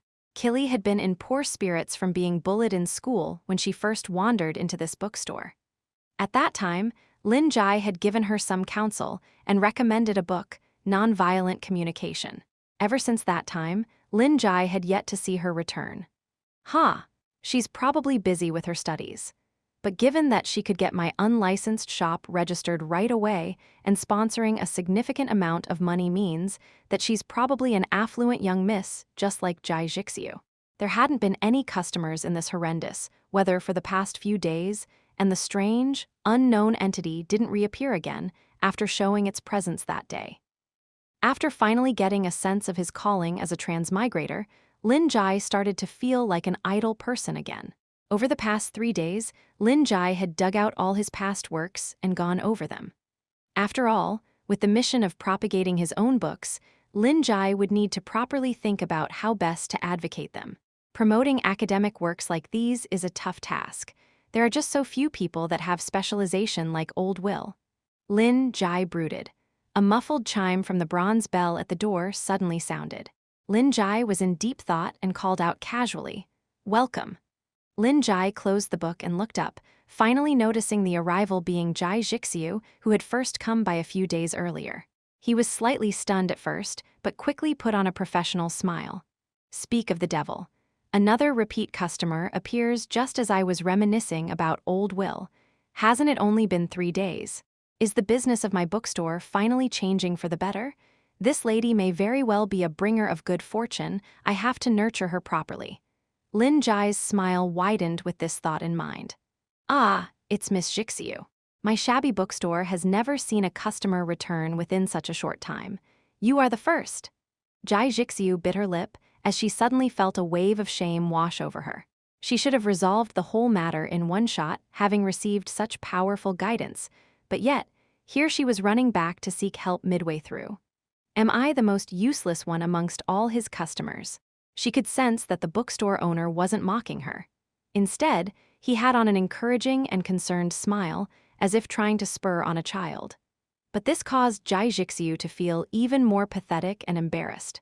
I'm sorry to have disappointed you, Jai Jixiu abashedly murmured as she made her way to the counter and sat down.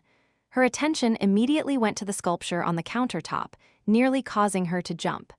A magician's gargoyle. That evil and devilish black sculpture was indeed a gargoyle that magicians used. Although Jai Jixiu didn't sense any fluctuations in the ether coming from gargoyle, it was just as undaunting as this ordinary-looking bookstore had been in the beginning. However, the owner had then brought out Blood and Beast, a book full of mystery. This bookstore definitely possessed something, just that it was hidden too well. Boss, is this where you wanted to bring me? Rune pushed open the door and entered, surveying the place suspiciously. A bookstore? His gaze then went to Lin Jie behind the counter, an ordinary person. However, he didn't say it aloud and kept the suspicions to himself because he noticed Jai Jixiu's respectful attitude. Only Lin Jie was pleasantly surprised. You brought along someone. He glanced at Jai Jixiu and asked, "This is?" Jai Jixiu nervously gestured for Rune to keep silent and wondered if the owner was displeased that she brought someone else. "This is a subordinate of mine. Please don't worry, he is absolutely devoted to me," she replied. Lin Jie cast a sympathetic look at Jai Jixiu and nodded. Poor thing, having to use a devoted label to introduce someone after freeing herself from the shadow of a scumbag. Wait a moment, she shouldn't be this devoid of self-confidence if she had thoroughly given that scumbag tit for tat. Furthermore, she did say, "Sorry to have disappointed you." Lin Jie observed Jai Jixiu a little more closely and noticed the ashamed look in her eyes. Then, he crossed his arms and said solemnly, "You failed." Chapter 11. Love is a battlefield, you failed? The bookstore owner said with seemingly reproach as he sat up straight and gazed at Jai Jixiu. Jai Jixiu took a deep breath and nodded, muttering with anger and disappointment. "Yes, I failed. He escaped with his current whereabouts unknown. I've already sent people to search for him, but they haven't found any clues yet." This situation seems kinda serious. Lin Jie frowned as he thought to himself. He had specifically done an online search on Jai Bonang and his Role Resource Development Company over the past few days. Lin Jie had heard of the company prior to this and knew that it was a large company that monopolized Norzen's lower district resource development sector and had many subsidiary brands including jewelry, cosmetics, and foodstuff under its banner. After researching, Lin Jie found out that this company appeared to have some tight relations with Norzen's administration. The company didn't just monopolize the lower district's resources, it had the only rights to recruitment of people in the lower district. Besides this company, coming into contact with lower district personnel was strictly prohibited for others. The greatest punishment for offenders was life imprisonment, and even their family would be banished to becoming followers of the Church of Pestilence. The uniqueness of Role Resource Development Company could be seen from all this information. And Bonang's only daughter, Jai Jixiu, was undoubtedly a highborn and aloof young lady. Such a lady with a grand background, and numerous suitors had actually been cheated this badly by a scumbag. Furthermore, she didn't seem like a weak person herself.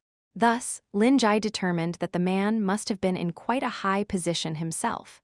There might also have been criminal accomplices involved, which resulted in Jai Jixiu unable to find him and enact her revenge. Indeed, there's definitely something criminal involved. In Lin Jie's opinion, such a scumbag aiming to cheat a girl's feelings and fortune wasn't any ordinary swindler. He put on a reassuring smile and pushed a cup of hot tea across. "Calm down, don't worry. Tell me what you've done to him these past few days." Clearly, this young lady before him had suffered a setback, causing her to doubt herself. Lin Jie knew that it wasn't an appropriate time to put on a strict stance. Previously, he had used compelling words to urge on Jai Jixiu's resolve for revenge, but now he felt it was best to pacify her first. That scumbag running away meant that Jai Jixiu's act of revenge was a significant success. However, his escape led to Jai Jixiu's resolve being slightly shaken.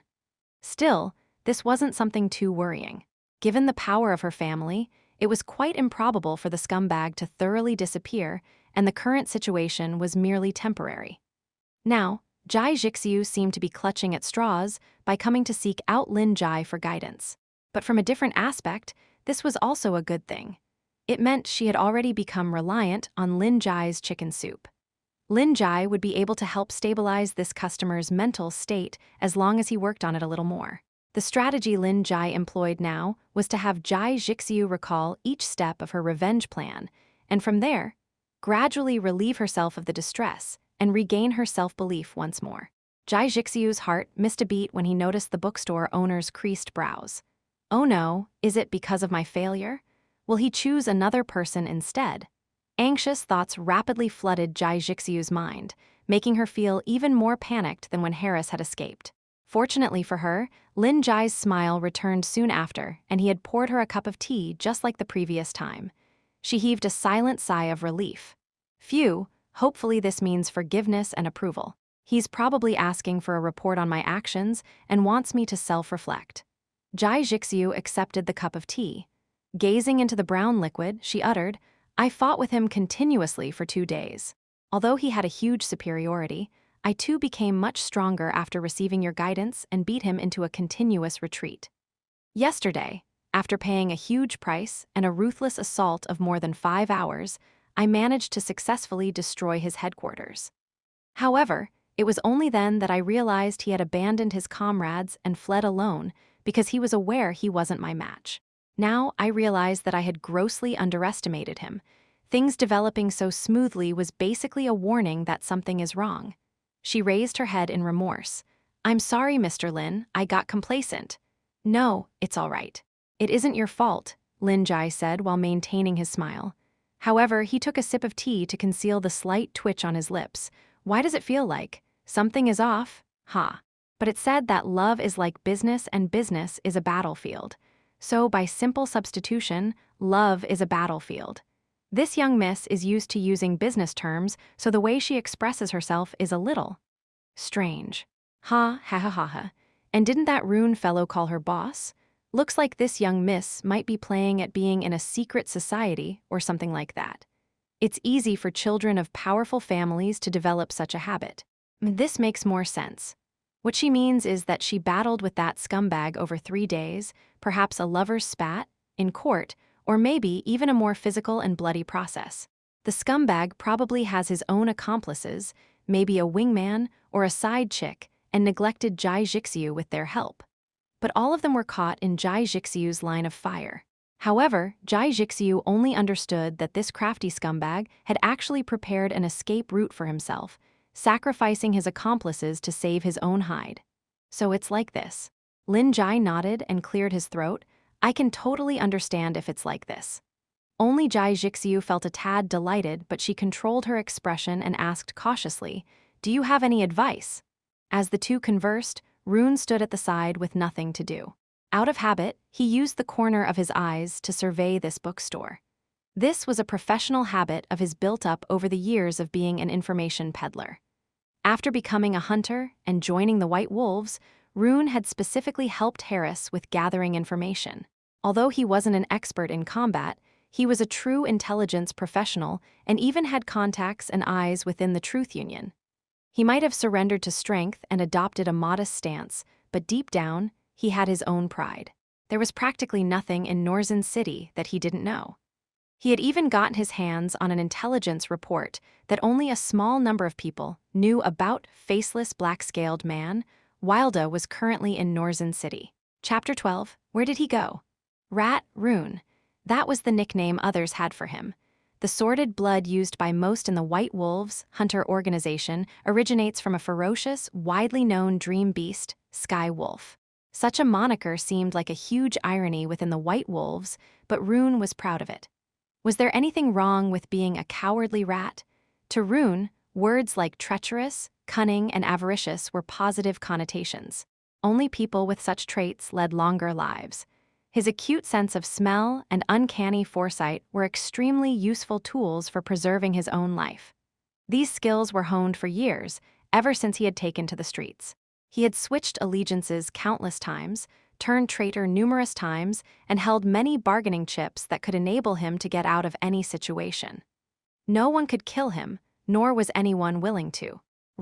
Rune himself was the only one that knew exactly how vast his intelligence network was. And this time, he was relying on a woman. When he witnessed the miraculous wolf-beast mutation, bringing with it destruction and blood, followed by the graceful transformation back into human, Rune understood that the hunters of the night would see a new master. This woman would bring about an unprecedented revolution, but even if she failed, nothing would happen to Rune. As for the magician's loyalty brand, Rune had already secretly obtained the method to dispel it. He had lived easily for many years, by relying on defecting and surrendering under false pretenses, whereas all those masters he had betrayed had already returned to dust. In unclear situations, those that clung on to a dead branch like fools, such as the third leader Kaji, just proved how worthless and dangerous trust was.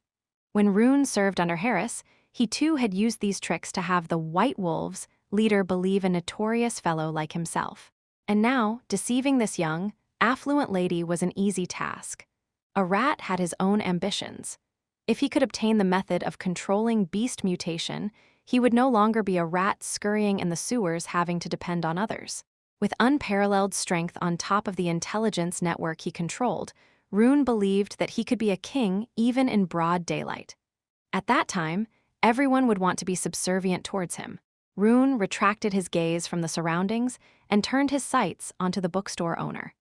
He scrutinized this being carefully, using all his 40 years of experience to judge and determine exactly what this person was. Finally, he came to a conclusion.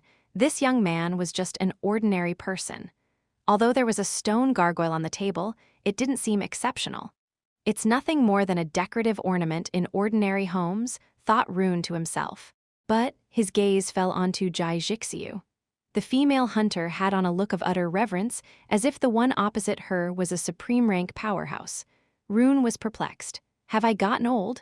Have my rat senses gotten dull? No, that shouldn't be it. He was absolutely confident in his own judgment.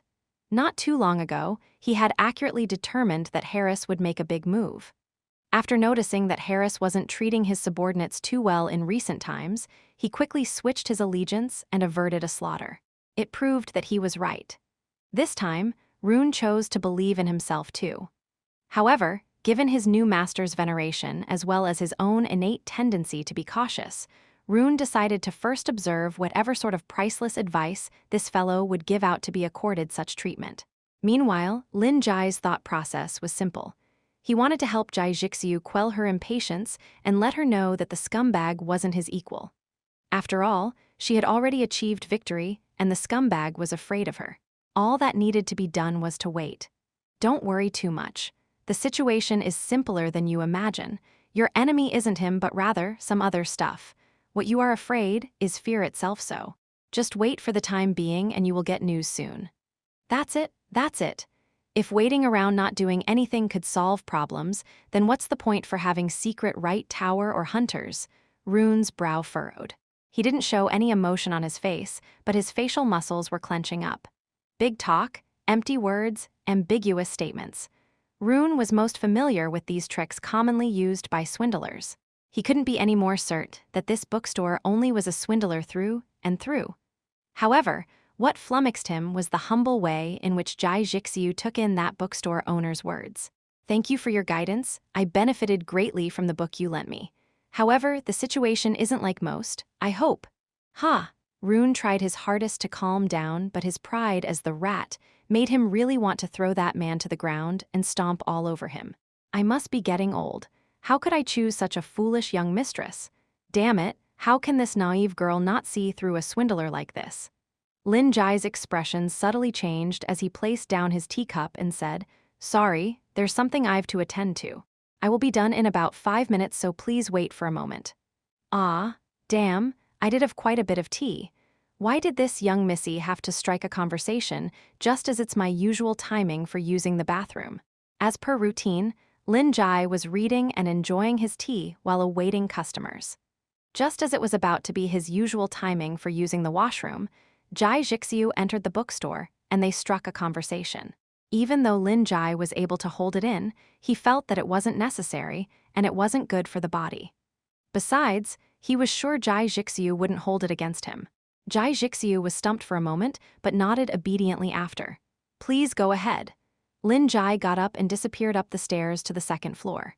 Jai Jixiu was about to mull over what the bookstore owner said when Rune came over to her and said through gritted teeth, Boss, what the hell are you doing? Jai Jixiu's eyes narrowed, and she said coldly, I only brought you here not because I didn't trust you, but because I felt your grasp of information might be of use here. What gives you the right to talk to me in this tone? Don't forget that with the brand on your neck, you are now a henchman of my family and not some wild rat. Perhaps you need to understand the rules better. Rune's face twitched as he exasperated. He's a swindler, an out-and-out swindler. Yes, I may not have been observing proper rules, but this I know. His tricks might seem consummate, but I can easily find at least 3 others on the same level as him. A completely bamboozled blockhead, being so high and mighty, was viewing him as a sewer rat. Jai Jixiu's face stiffened.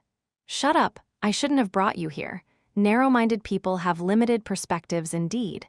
If it weren't for the fact that you are still useful, I would cut you down right now, she berated. I'm absolutely loyal to you. I will prove it to you in a bit. Rune slipped out a poison dart, concealing the killing intent in his eyes as he muttered, I'll prove it to you when he comes down. A blood-curdling screech rang out in the bookstore. Rune and Jai Jixiu were both stunned and immediately looked towards the countertop. The jet-black sculpture was rapidly enlarging, swinging its long, powerful tail and spreading out those huge wings as if it was an enormous shadow from hell. The ominous red glow blazed even brighter as it set its sights on the person that had displayed killing intent, Rune. Only with a flap of its wings, the gargoyle shot over at astonishing speed, ignoring Rune's disbelief and struggles as its claws tore off his head and swallowed it whole. Next, it devoured the rest of Rune's body in seconds before using its tongue to lick the blood off the floor and shelves. Rune couldn't even cry out in the few seconds this whole episode had lasted. The gargoyle then returned back to its stone sculpture form. Thump, thump, thump. Lin Jie came back downstairs and noticed Jai Jixiu standing before the counter, staring blankly at the floorboards. Finding it a little strange, Lin Jie asked, "Ah, where's that subordinate of yours?" Jai Jixiu snapped back to reality. Face slightly pale, she looked towards Lin Jie and forced a weak smile. He had an urgent matter to attend to. Chapter 13. Steele resolved the entire affair was something the treacherous and cunning Rat would have never imagined. On the surface, Rune was seemingly an ordinary information peddler, but in reality, he was someone who kept tabs on various factions from the shadows and had remained safe and sound over a few decades despite jumping from group to group. In the end, he had died in this ordinary bookstore without uttering a single cry nor leaving a single trace. Moreover, he had died as a result of the keen senses and perception he was so proud of. Jai Jixiu once again returned to her seat, but she felt as though she was sitting on a bed of thorns. Her hands trembled along with the teacup she held as she kept glancing nervously at the stone gargoyle. The demonic entity that had mercilessly devoured a human whole had turned back into the silent and unmoving sculpture, was now back at its original spot, facing the door as if nothing had happened. Jai Jixiu didn't know whether she was seeing things, but the blood-red glow of the gargoyle's eyes seemed brighter than before. This must be a warning from the owner, thought Jai Jixiu as she watched Lin Jie come down and acted totally oblivious. He must have seen Rune's suspicions and disrespects, but felt it beneath himself to point them out and therefore got the gargoyle to eliminate that ignorant fellow. He didn't even want to see Rune's ugly death throes and found an excuse to leave. Wait, he didn't actually use an excuse. He said that there was something he needed to attend to and would be back in 5 minutes. Wasn't he talking about the time he went upstairs to kill Rune? This is totally what a black magician would do. Elegance and arrogance mixed with dark brutality. It's way more violent than what hunters are used to. It's no wonder Wilda would appear here. Wilda, the most notorious destructive rank black magician in recent years, must be good friends with the bookstore's owner at least. Don't stand on ceremony. You can share whatever ideas you were talking about just now. I will definitely try my best to help, Lin Jie said with a kindly smile as he returned back to his own seat. A shudder went down Jai Jixiu's spine as she retracted her gaze from the stone gargoyle. It's nothing much. I was just thinking if you could lend me another book. I'm terribly sorry for how impolite my subordinate was, but please believe me, that isn't my intention. At this moment, Jai Jixiu was at an utter loss, just like a little girl that knew nothing instead of being the cold-blooded hunter that had just destroyed the headquarters of the White Wolves' headquarters. However, witnessing a person speaking to her moments before get killed without leaving behind a trace shook her to the core. The fear that had taken hold of a body was something that couldn't be described. Moreover, for Jai Jixiu, what was most terrifying had been her inability to even react as she watched Rune die without putting up any resistance. In other words, if she had been the stone gargoyle's target instead, it was more than likely that she would have silently vanished from the face of the earth. Previously, she viewed Lin Jie with great respect, but now she was in total awe out of fear and reverence. Lin Jie chuckled, "What has it got to do with anything? This is a bookstore after all. Just take your pick if you want to borrow some. Do you want to take a look at the books on these shelves? However, everyone can only borrow 3 books in their name. Prices are slightly higher if you want to purchase books and only from those shelves behind you," Lin Jie said as he pointed at 3 shelves behind Jai Jixiu. The books on those shelves were ones that he had already finished reading and had made copies of. Jai Jixiu shook her head. How could she dare poke her nose casually into this boundless and mystical book depository? Till now, she had only stopped at the prologue of the previous book, Blood and Beast.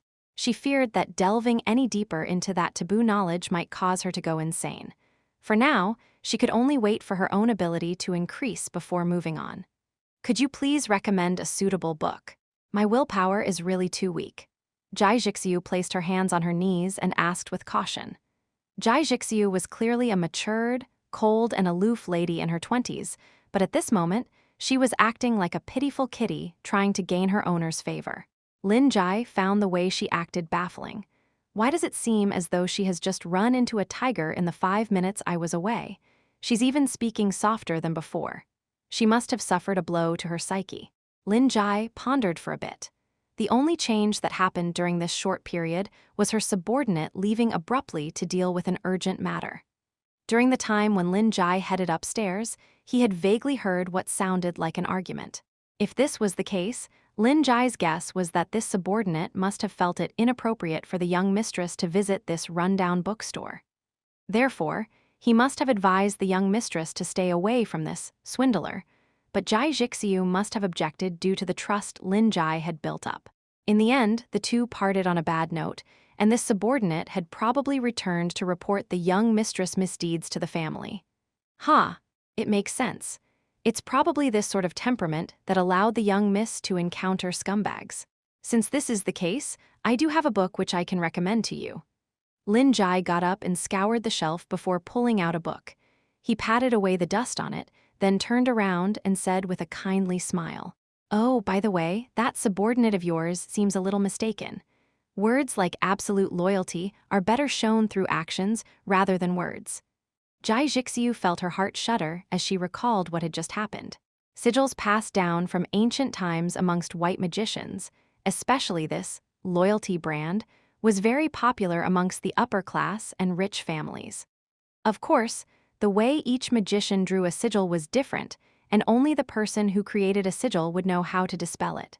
If Rune's brand had lost effectiveness, that could only mean one thing: Haywood, the white magician her father supported, had possibly sold the sigil's dispelling method to others without permission.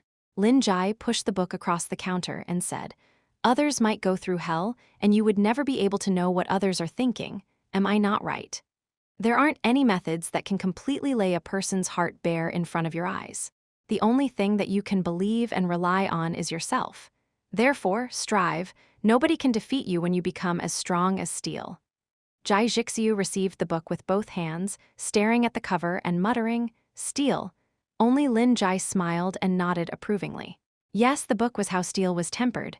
Read it well. If you are able to gain something from this, it would surely be helpful. This way, one day, when you recall your past experiences, you wouldn't feel remorse over your own mediocrity nor how others treat you. You have your own mission.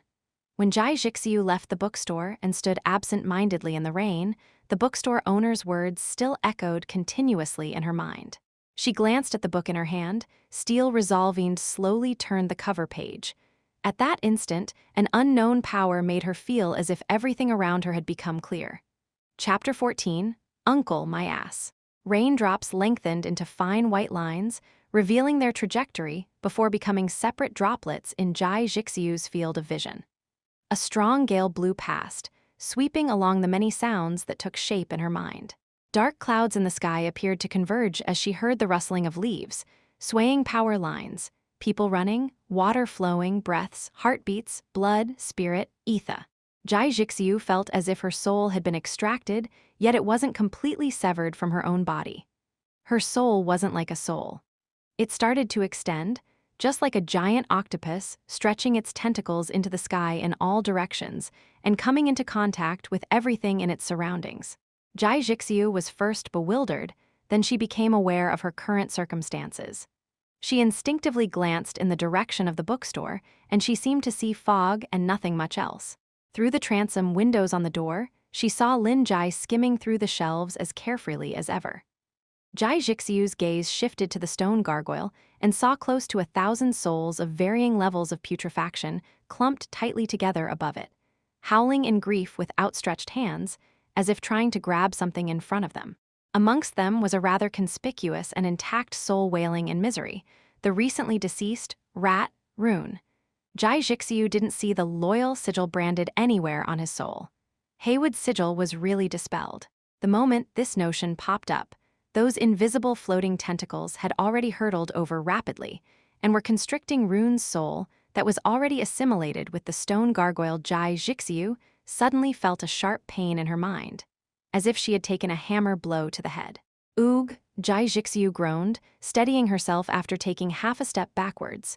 She opened her eyes and glanced at the opened book in her hands as her breathing got heavier. Ha, so that's the case.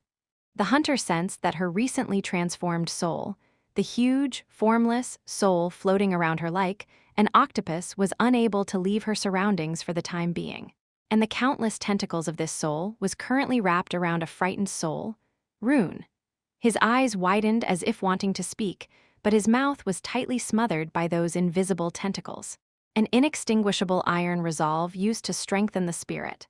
As expected of Mr. Lin, transforming the structure of my soul with great ease and allowing it to be imbued with the great ether, I can be considered a pandemonium rank hunter, not just in name.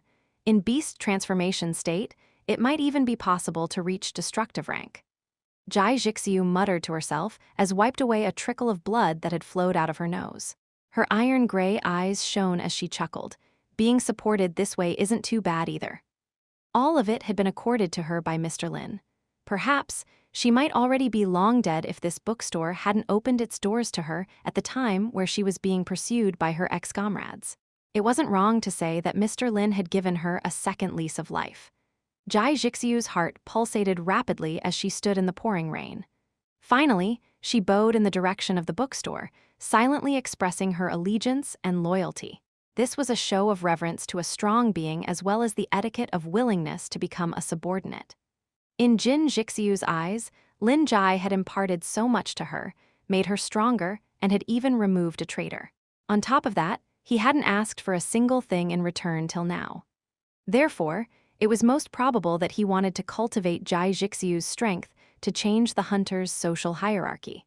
Presumably, loyalty would be well received by him, so why don't I be more obedient? But, to think of it, Mr. Lin's power is indeed deep and enigmatic. In the state she was in a moment ago, Jai Jixiu might even be able to see through gaps in a destructive rank's etheric disguise. Yet she hadn't spotted anything abnormal with Lin Jie. He actually appeared equally as ordinary as when Jai Jixiu viewed him with her naked eye. He's just too admirable. Lin Jie was straightening up the books on the shelves.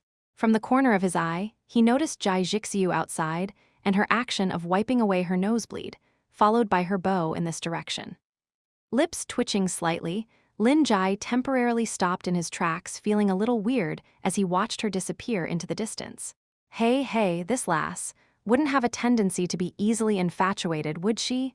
With such frequent visits to my bookstore, could it be that she actually… No, it better not be. Such impolite thoughts wouldn't be good for both parties.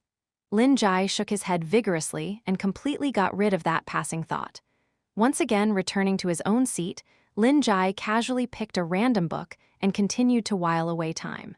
It just so happened that the book Lin Jie had selected was The Little Prince, a heartwarming children's tale with philosophical undertones and a cute narration. Lin Jie was perfectly satisfied and decided that his pre-bedtime reading material would be it. Jingle, welcome. Lin Jie repeated these words out of habit before freezing up momentarily when he realized that it was a customer. Ah, is today an auspicious day? That rich young miss is a bringer of good luck indeed. Lin Jie rose up slightly and looked towards the door, his eyes lighting up when he saw that it was a completely new customer. However, this newcomer didn't seem too friendly. Bomb, the door closed and heaving thudding of leather shoes ensued. Lin Jie first noticed the tall, robust body frame. It was an elderly man dressed casually in a Western suit, but unlike his body, his face seemed slightly haggard and weary. Instantly, part of the already dim light was blocked out by this customer's large body. Lin Jie had no choice but to adjust the brightness of the light before putting on his typical professional smile. Hello, may I know how I can help?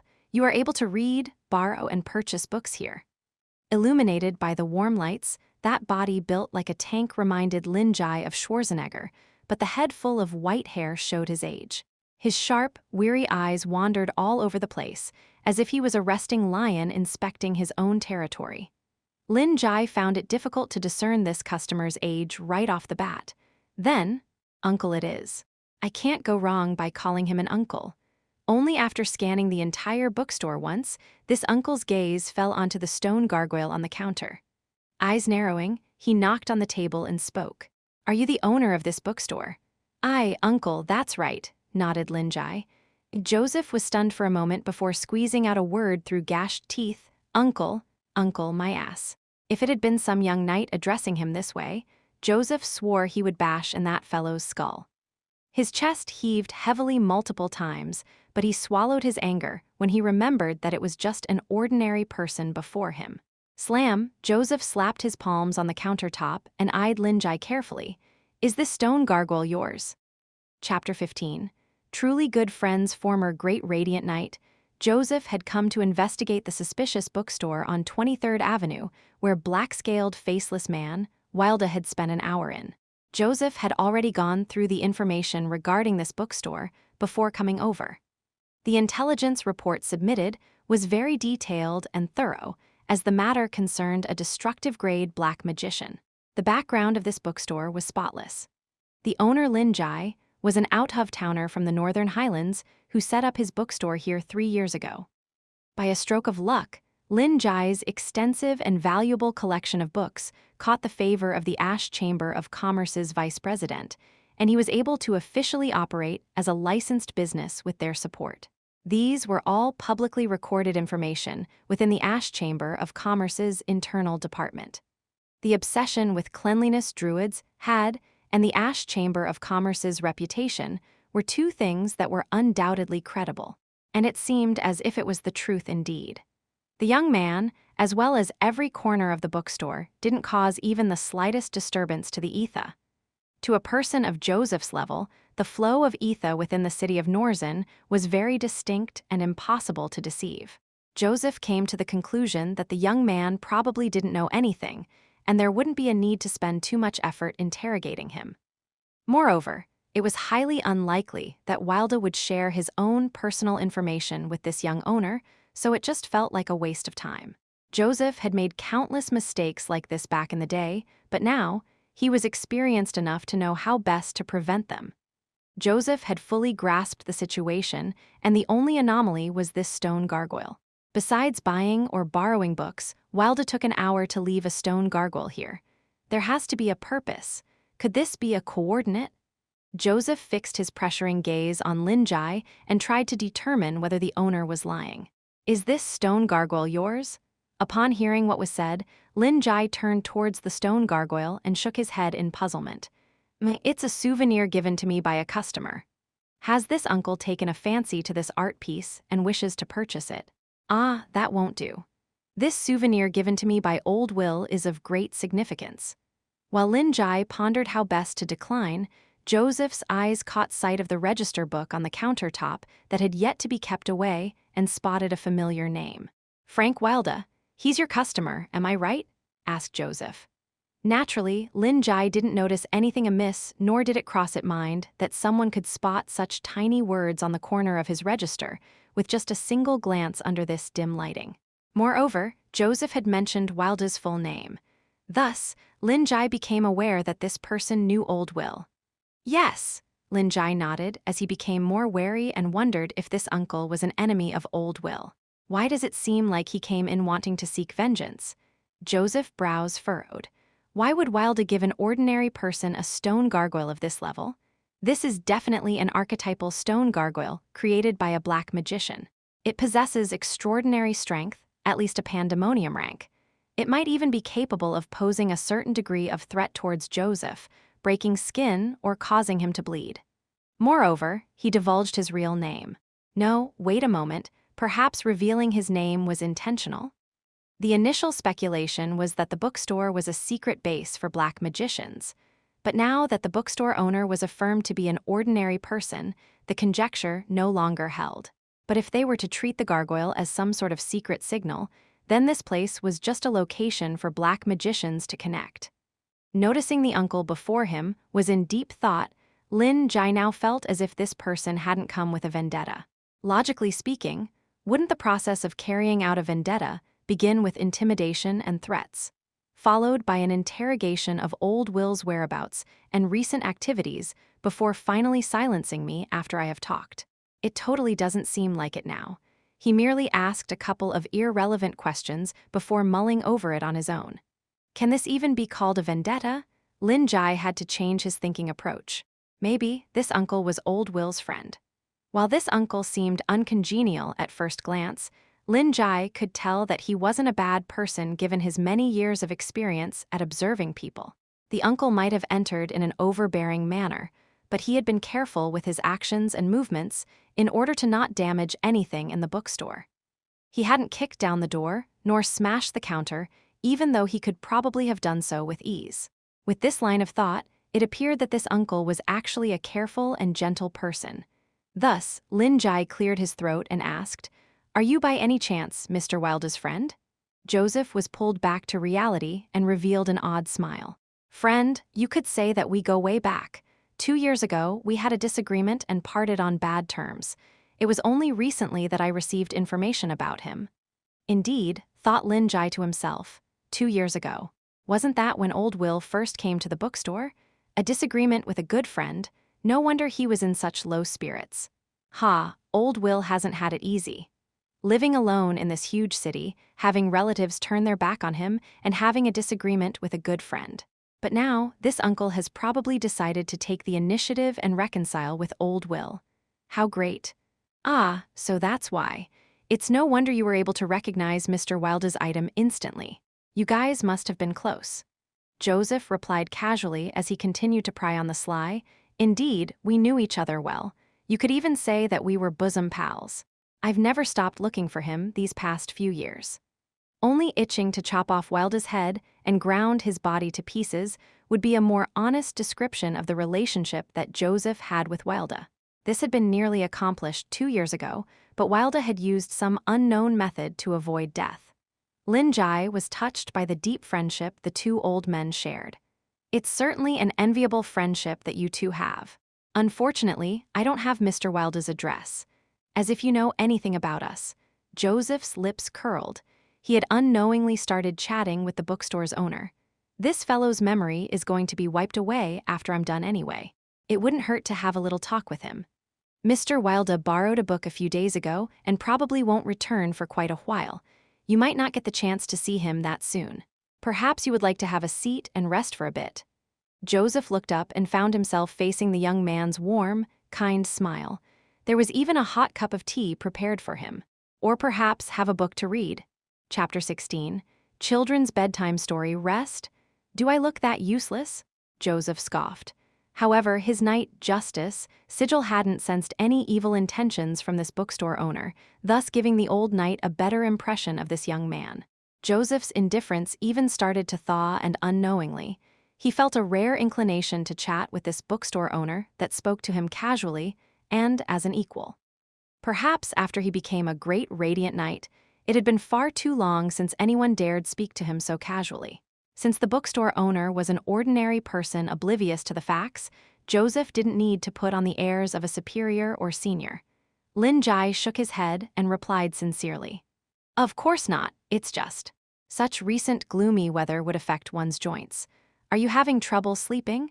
Your face seems a little pallid, and I can't help feeling that you are rather tired." Rheumatism and insomnia might be more common for older people at this age.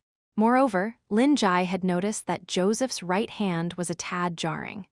Weariness of one's spirit might not be very obvious, but Lin Jie was adept at observing people and could notice it without much difficulty.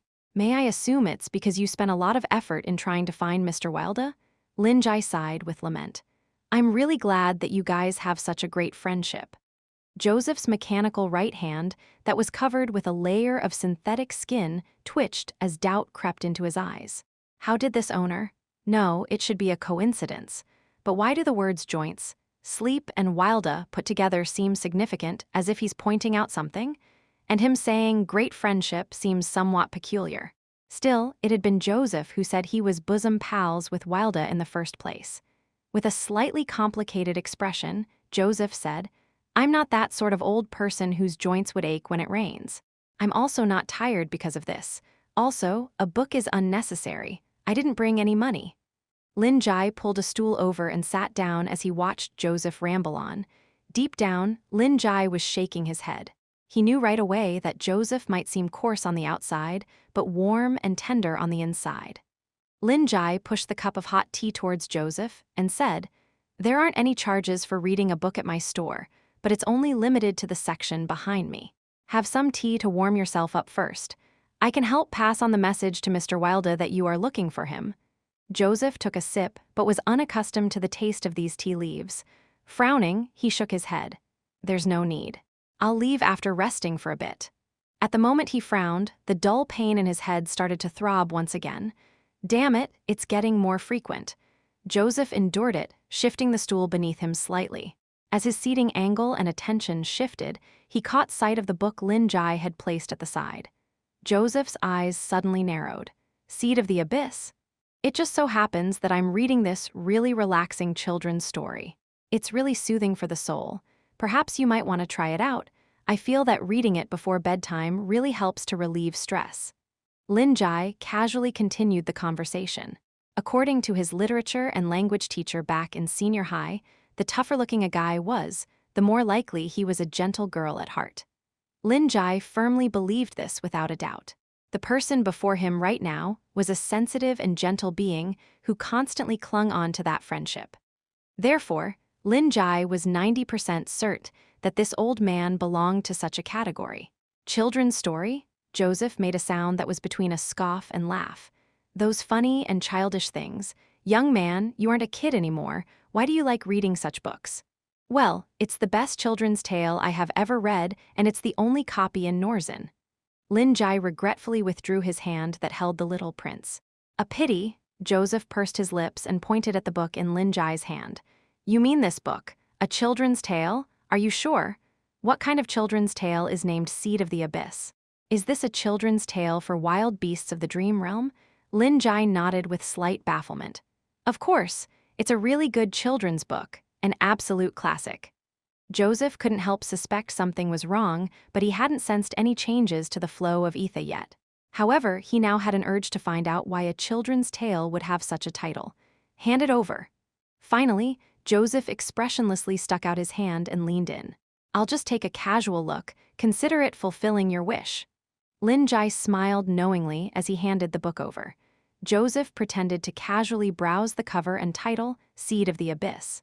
Can this really be called a children's bedtime story? As he took the book into his outstretched hand, Joseph suddenly felt a bout of dizziness. The acute pain in his mind, which he tried really hard to suppress, intensified rapidly.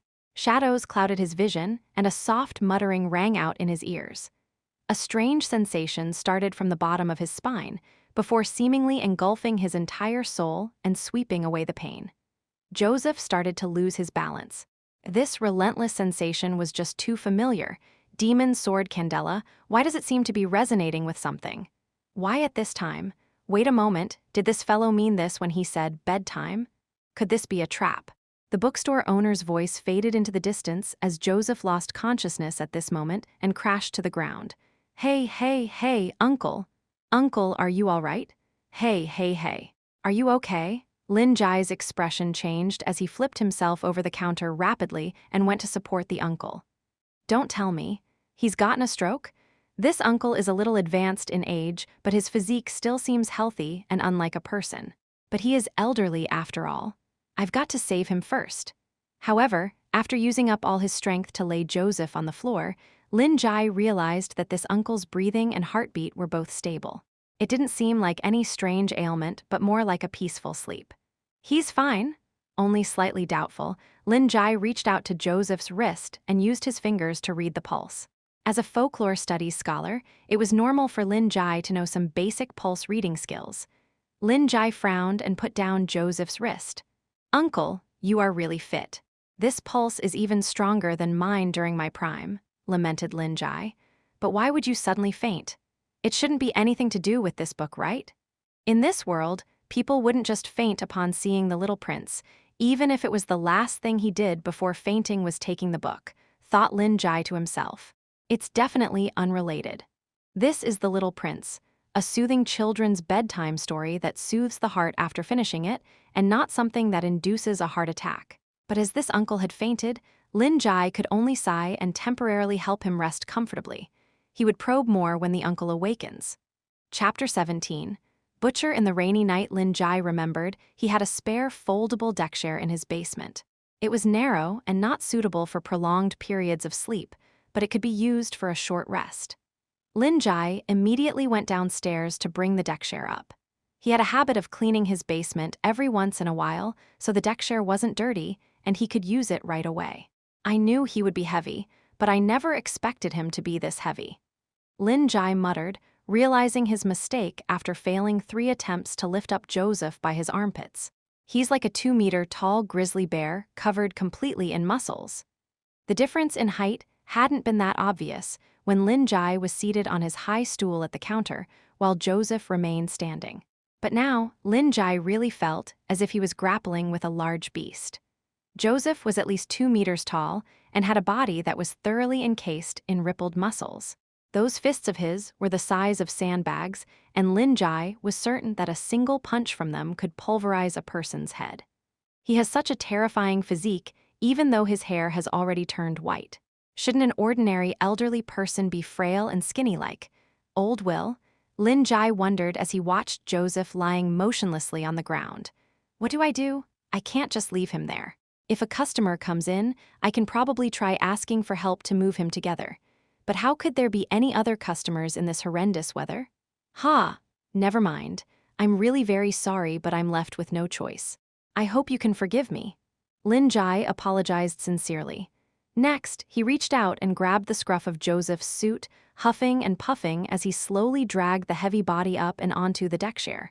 Bang! Joseph's right arm fell on the deckchair's armrest, creating a loud metallic crash. Lin Jie was startled and immediately glanced over at Joseph's bare right wrist. A silver metallic luster was especially prominent under the warm lights. Detailed scale-like markings were uniquely aesthetic, displaying the top-notch craftsmanship of this mechanical arm. Lin Jie's expression changed. This uncle, like Old Will, is disabled. Moreover, this exquisite prosthetic limb wasn't something that most ordinary people could use. Lin Jie knew a little about these sorts of artificial limbs. Lin Jie had previously done extensive research due to his curiosity about the technology in this world, as well as his interest in folklore studies. All of this had also been for Lin Jie to understand the customs and ideologies of people in this world, so he could integrate himself to this world better. Although Azir seemed like Earth in the 80s and 90s, certain technology standards, especially mechanical and biological, had far surpassed Earth's level and gave rise to certain strange branches of science. One such example was mechanical limbs. However, standard mechanical limbs were already considered high-end goods that most people would never have any chance of using, much less the kind that Joseph used. It was something that couldn't be purchased just through monetary means. This grade of precision and weight definitely surpasses ordinary daily needs. Lin Jie muttered to himself. In addition to this uncle's startling physique and that overwhelming aura, could he be? Lin Jie felt that he was close to guessing this uncle's real identity. A retired high-ranking officer? Lin Jie nodded his head expectantly. Indeed, he had come across military personnel in the past, and the vibe they gave off was really similar to this uncle's. All of them had these natural, rigid, and righteous vibes. Also, with that tough exterior and hidden weariness he displayed, Lin Jie felt it was highly possible that this uncle was a veteran suffering from PTSD, post-traumatic stress disorder. The right arm he lost was probably due to his honor on the battlefield. No wonder he had a strange expression when I mentioned joints just now. Lin Jie came to a sudden realization. The mechanical was made of metal, but what allowed it to move freely would be the electric signals from the nervous system to the prosthetic arm's synthetic nerves and muscles. Lin Jie wasn't too sure of the principles behind its operation, but he knew one thing: the connection point of metal to joints would easily short-circuit due to moisture. Thus, the effect of rainy weather on these artificial prostheses would more or less be equivalent to rheumatism. It just doesn't feel very reliable. Perhaps he fainted because there was an issue with the prosthesis. If constant electrical leaks, it would probably affect the nerves too. Lin Jie sighed and tucked Joseph's arm away. He took 2 steps back and watched the unconscious Joseph confined to the narrow deck chair, illuminated under the dim lights as wind and rain continued to rage outside. Why does it suddenly feel as if I'm doing something strange? For a moment, Lin Jie felt as though he was some sort of murderous butcher on a rainy night. Killing someone on this rainy night, dragging away the heavy body to a hidden store to do some unimaginable things before admiring his work as long streams of blood painted the ground red. This was the sort of feeling he got. Ha! Lin Jie shook his head and laughed. This imagination of his was really too vivid. Would any normal person think this way? However, as a kind and upright person, he was confident nobody would doubt his character even if they saw him in this situation that was very liable to misunderstandings. As Lin Jie straightened his back, he suddenly realized that the little prince was still in Joseph's hand, and despite losing consciousness, his grip hadn't loosened. Only Lin Jie smiled. Even tough, unyielding men can have fairy-tale-like dreams.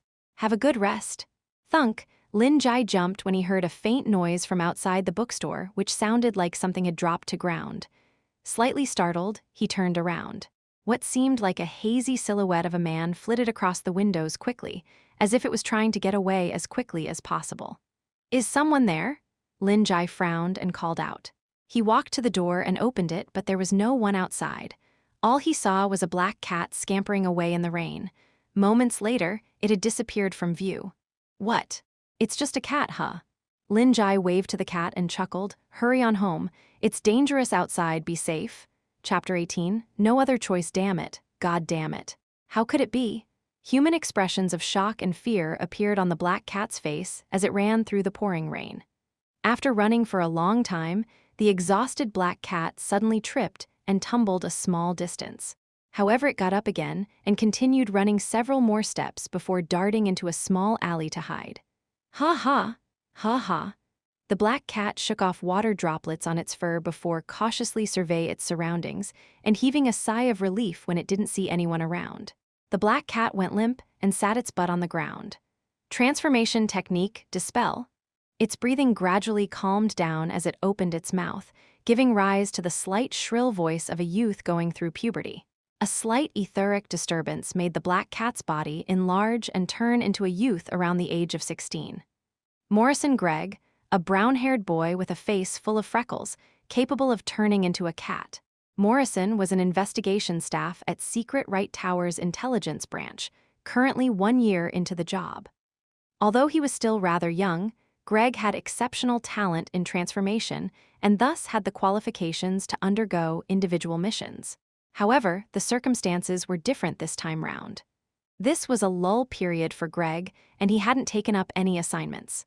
However, he heard that the former Great Radiant Knight Joseph had gone alone to investigate and didn't allow other staff to tag along due to the threat of Wilda. As a youth who had joined the intelligence branch because he idolized Joseph, Gregg was well-versed in the past history between the Great Radiant Knight Joseph and Black Magician Wilda. Due to curiosity and worry for his idol, Gregg had cautiously tailed Joseph to this bookstore. Naturally, he had fully utilized his special ability and kept a very safe distance. There was absolutely no way he would let himself be exposed. That was until a few moments ago. After waiting outside the bookstore for approximately 10 minutes, Gregg decided to take a slight peek at the situation inside. In the end, what he saw was an extremely terrifying scene. A destructive rank Radiant Knight, the indomitable Sacred Flame, a half-metal monster in human form, was actually cowering in pain before the counter and fell to the ground moments later. Gregg swore that he had seen everything very clearly with those cat eyes of his. A second ago, Joseph was still conversing peacefully with that seemingly amiable bookstore owner, and in the next second, Joseph had crashed to the ground. Following that, the bookstore owner had leaped over the counter and reached out to the large knight's wrist and performed some strange actions. Gregg was certain that it was definitely some form of evil sorcery. Next, the bookstore owner roughly dragged the motionless knight onto a tiny vessel and even muttered some mocking words in an icy manner. Even tough, unyielding men can have fairy-tale-like dreams. Is he suggesting that Sir Joseph's impulsiveness coming into enemy territory alone is akin to a child's naivety? Or is he suggesting that Secret Right Tower's great undertaking to cleanse, The darkness was merely a fantasy. God damn it, he even said have a good rest. Did he mean to let the indomitable sacred flame remain in slumber for all eternity? Greg shuddered. It was just too terrifying, and worst still, he had accomplished most of it. What the hell is going on? Who is that bookstore owner? How could Sir Joseph collapse with even putting up any resistance? Blabbered Greg. His face was pale and his body trembled uncontrollably, as if he had just managed to escape from the jaws of death. No, there was no as if.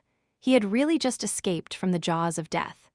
Greg would never forget the feeling of his heart coming to a halt at the moment where he accidentally knocked over some junk items beside the door. The bookstore owner could have definitely caught him, but chose to stop at the door.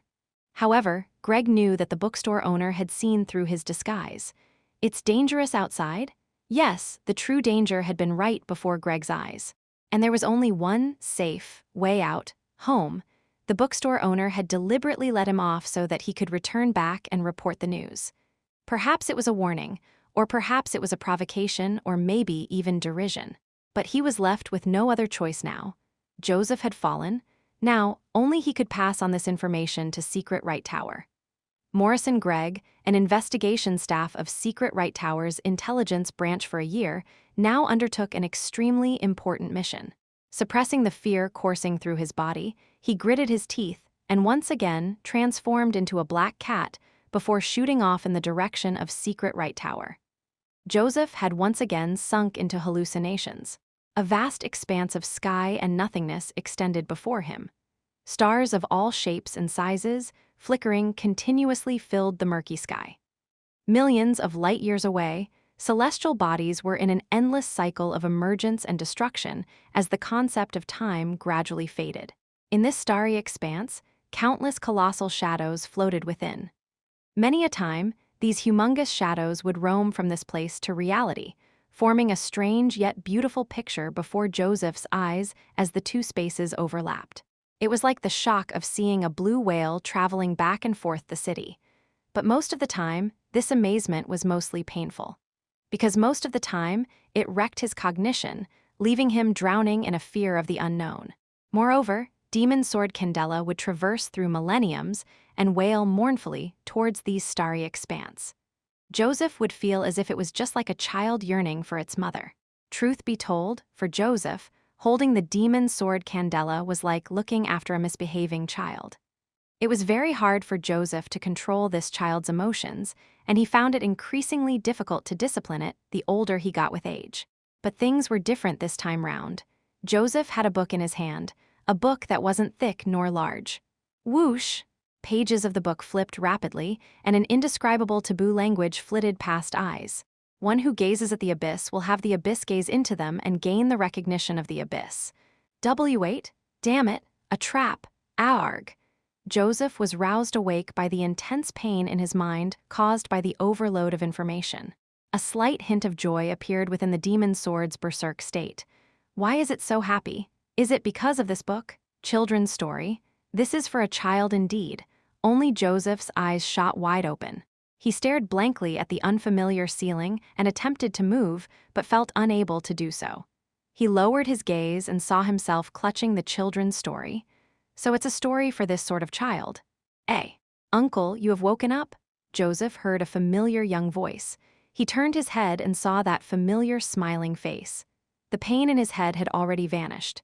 Shaking his head, Joseph stretched an arm out and propped himself up. Thank you, muttered Joseph. Chapter 19. Entrust it to me, thank you, Joseph said instinctively, and these words were his innermost sentiments indeed.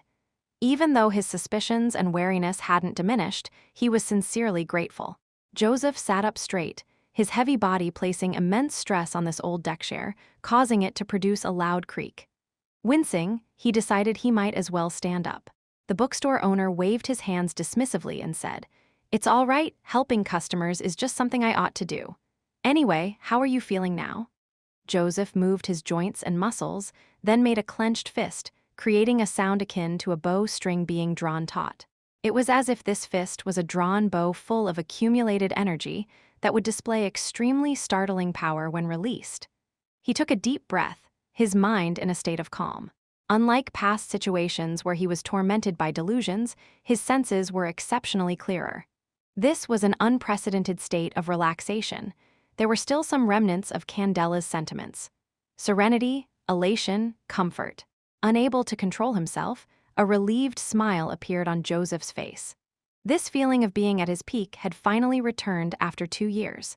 Lin Jie watched from the side as his lips twitched slightly. If this uncle's fist struck someone, it would very likely be fatal. He now felt his conjecture had been rather spot on. This stance, he really has the vibe of a military man. That austere look and that dangerous aura that makes one's hairs stand on end. "I'm good now. Never been better," Joseph nodded as he withdrew his clenched fist and adopted a normal posture. Deep down, he mulled over what the bookstore owner had said. Helping customers is something I ought to do. Does he mean to say he adopts a neutral stance and helps any customer regardless of who they are? Even a heinous and cruel black magician like Wilda, or a crushed knight hellbent on vengeance like myself? No, this seems more like a messed up desire to be kind. Anyone who steps into this bookstore would receive help from this owner. Joseph had only seen this modus operandi amongst one community, elves. A minority race from ancient times that had yet to die out till this day. Elves were beings with long lifespans, graceful and adept in many arts. Joseph felt that the vibe of this bookstore owner before him was really similar to them. Only with a long lifespan would one lose desire to determine between good and evil, and instead spend his time pursuing new interests. The bookstore owner treated others politely and with a natural air of grace. Also, running a bookstore and his love for reading books corresponded to the affinity elves had to arts. Humans didn't have too much interest in books nowadays. Coincidentally, the demon sword Candela's first owner was an elf by the name of Candela. Furthermore, from legends of times long forgotten, Candela was a prince of the ancient elf kingdom and later became the king of moon elves. Also, he was also known by 2 other names: the source of the great pestilence and first lunatic. His descent to lunacy was long lost in history, but the only well-known bit was that he had killed himself with his own sword. The sword became a wedge that crucified his soul. His soul became a curse, causing this sword to become a demon sword. Thus, the prince and his sword came to share a name. From then on, every wielder of the demon sword would ultimately die after going crazy. Before today, Joseph felt that he wasn't too far away from meeting this end. However, everything was different now. This book in his hand could actually placate the demon sword Candela. Therefore, as he thought about it, he felt that a bookstore owner capable of owning such a book could only be an elf. Given this assumption, the lack of disturbance in the ether made sense. If an elf had survived from ancient times to the present, he wouldn't be capable of utilizing his power in other aspects besides prolonging his own life. Now, as Joseph thought back to what the bookstore owner had said previously, he began to understand everything.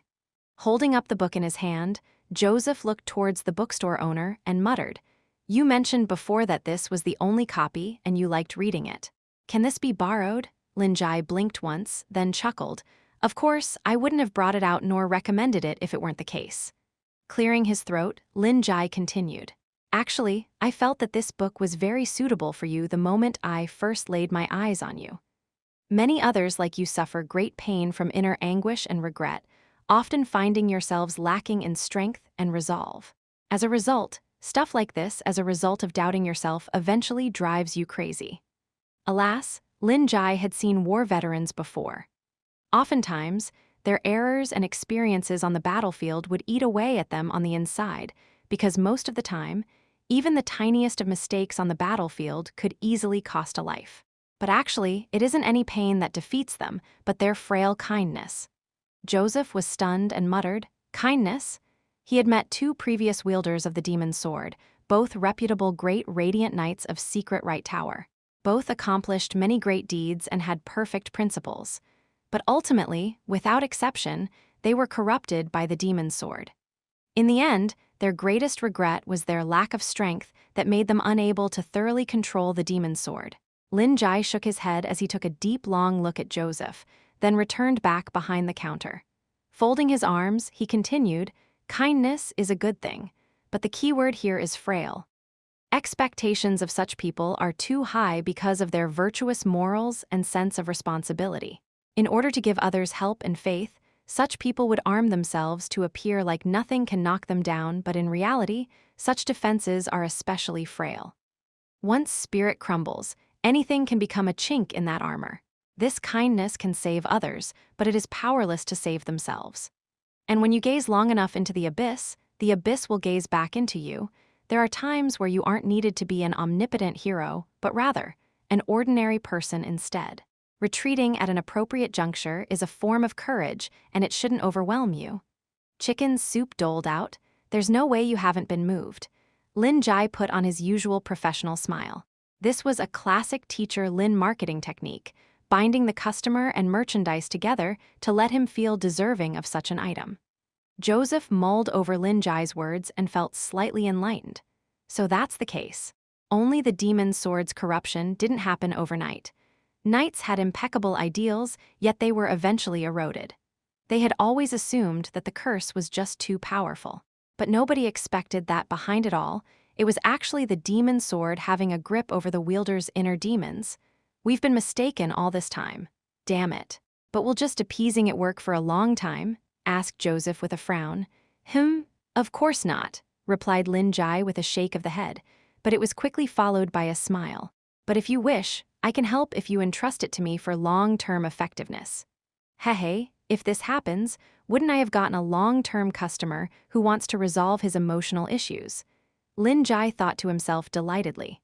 Chapter 20. S-rank zone selected past wielders of the demon sword were the strongest, most outstanding and practically flawless amongst the 10 great radiant knights.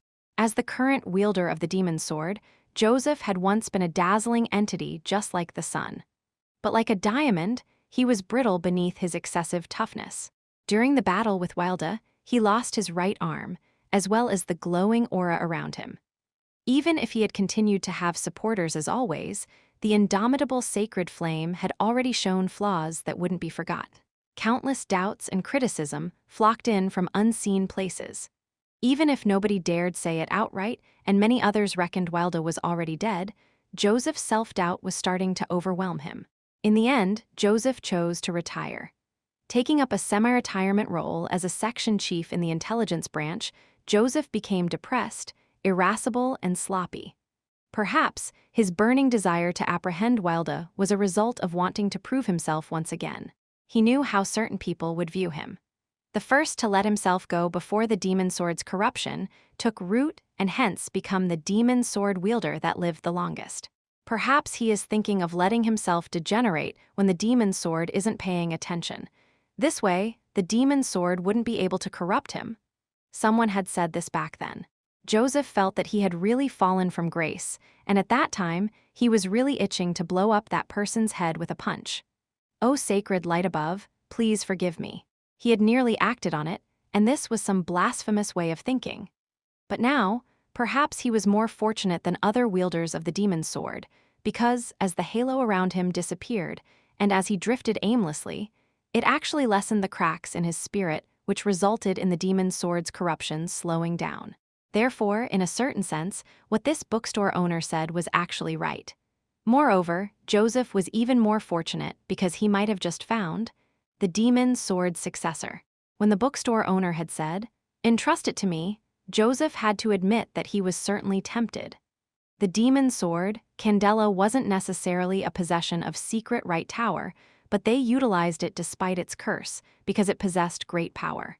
Secret Right Tower handled this demonic weapon by letting the strongest knight keep it in check and use its power to go up against other evil forces. However, in truth, Secret Right Tower had a deep fear towards this sword as well. As generation after generation of great radiant knights descended into madness and died, those old knights of the senior assembly already had notions of sealing this sword away for all of eternity. Being unable to find a new successor was what Joseph worried about all this time. The knight that was elected to succeed his position had fine ideals and principles but lacked sufficient strength. "Are you certain? Would it trouble you?" "Handling it isn't an easy task," said Joseph softly. He felt a deep veneration for the bookstore owner's willpower. The demon's sword didn't just give a person power, the curse of insanity that followed closely was frightening. Even vicious villains definitely wouldn't pick up the demon's sword unless they were at their wits' end. However, this bookstore owner had voluntarily offered to undertake this burden. This was such a great self-sacrificing spirit. Not only had he helped Joseph temporarily alleviate the delusions and pains brought about by the demon's sword, he even made a decision that he wouldn't be able to turn back from. It's the abyss that lays ahead, mused Joseph to himself. How would that trouble me? You seem like you are already struggling to keep it in check, so why not entrust it to me? Lin Jie had already become accustomed to the little worries of customers. Indeed, handling emotional problems wasn't an easy task. Even a pure listener could find himself affected by a torrent of negativity. But it was all right. Being a life mentor was his specialty. Smiling, Lin Jie said, "I've already said a lot, the choice is in your hands. It's fine too if you think there is no need. Let me give you this book as a gift." Lin Jie then eyed Joseph's right arm and sighed, "You and other heroes like you ought to rest sometimes." Joseph couldn't help looking around him. The bookstore's gloominess had become simple and plain. The smile of this young bookstore owner before him was dazzling, as if it was glowing. Joseph couldn't believe that any human could be this noble and selfless. Even the Knights of Secret Right Tower were only able to gradually build up their impeccable character through following the creed and faith from a young age. Only with longevity could one pursue this manner of kindness that transcended common sense. Joseph's was even more certain of his conjecture now. The past Joseph might have dismissed this person as a fraud, but he no longer thought this way. One would never be able to understand others. The only thing he could do was persist with himself. Wilda had survived and was helped by the bookstore owner, but it was all right, for he would ultimately be slain by Joseph. This was Joseph's duty and what he needed to do. "No, I will not have regrets since I've chosen to become this sort of person. As for resting, that can wait till after the world is peaceful." Joseph shook his head as he displayed a relieved smile. "I need to consider it. Anyway, you don't have to give me this book, but could you lend it to me for a few days? Make it 7 days. I'll return and see you after 7 days." Lin Jie could fully understand the complicated emotions in Joseph's heart. Looks like an excessive sense of justice has really caused this retired veteran great suffering. Surely, he wants to contribute more towards righteous undertakings, yet he also hates his body and psychological issues. Sorting out these emotional problems would do him good. Plan succeeded, thought Lin Jie to himself with a slight grin.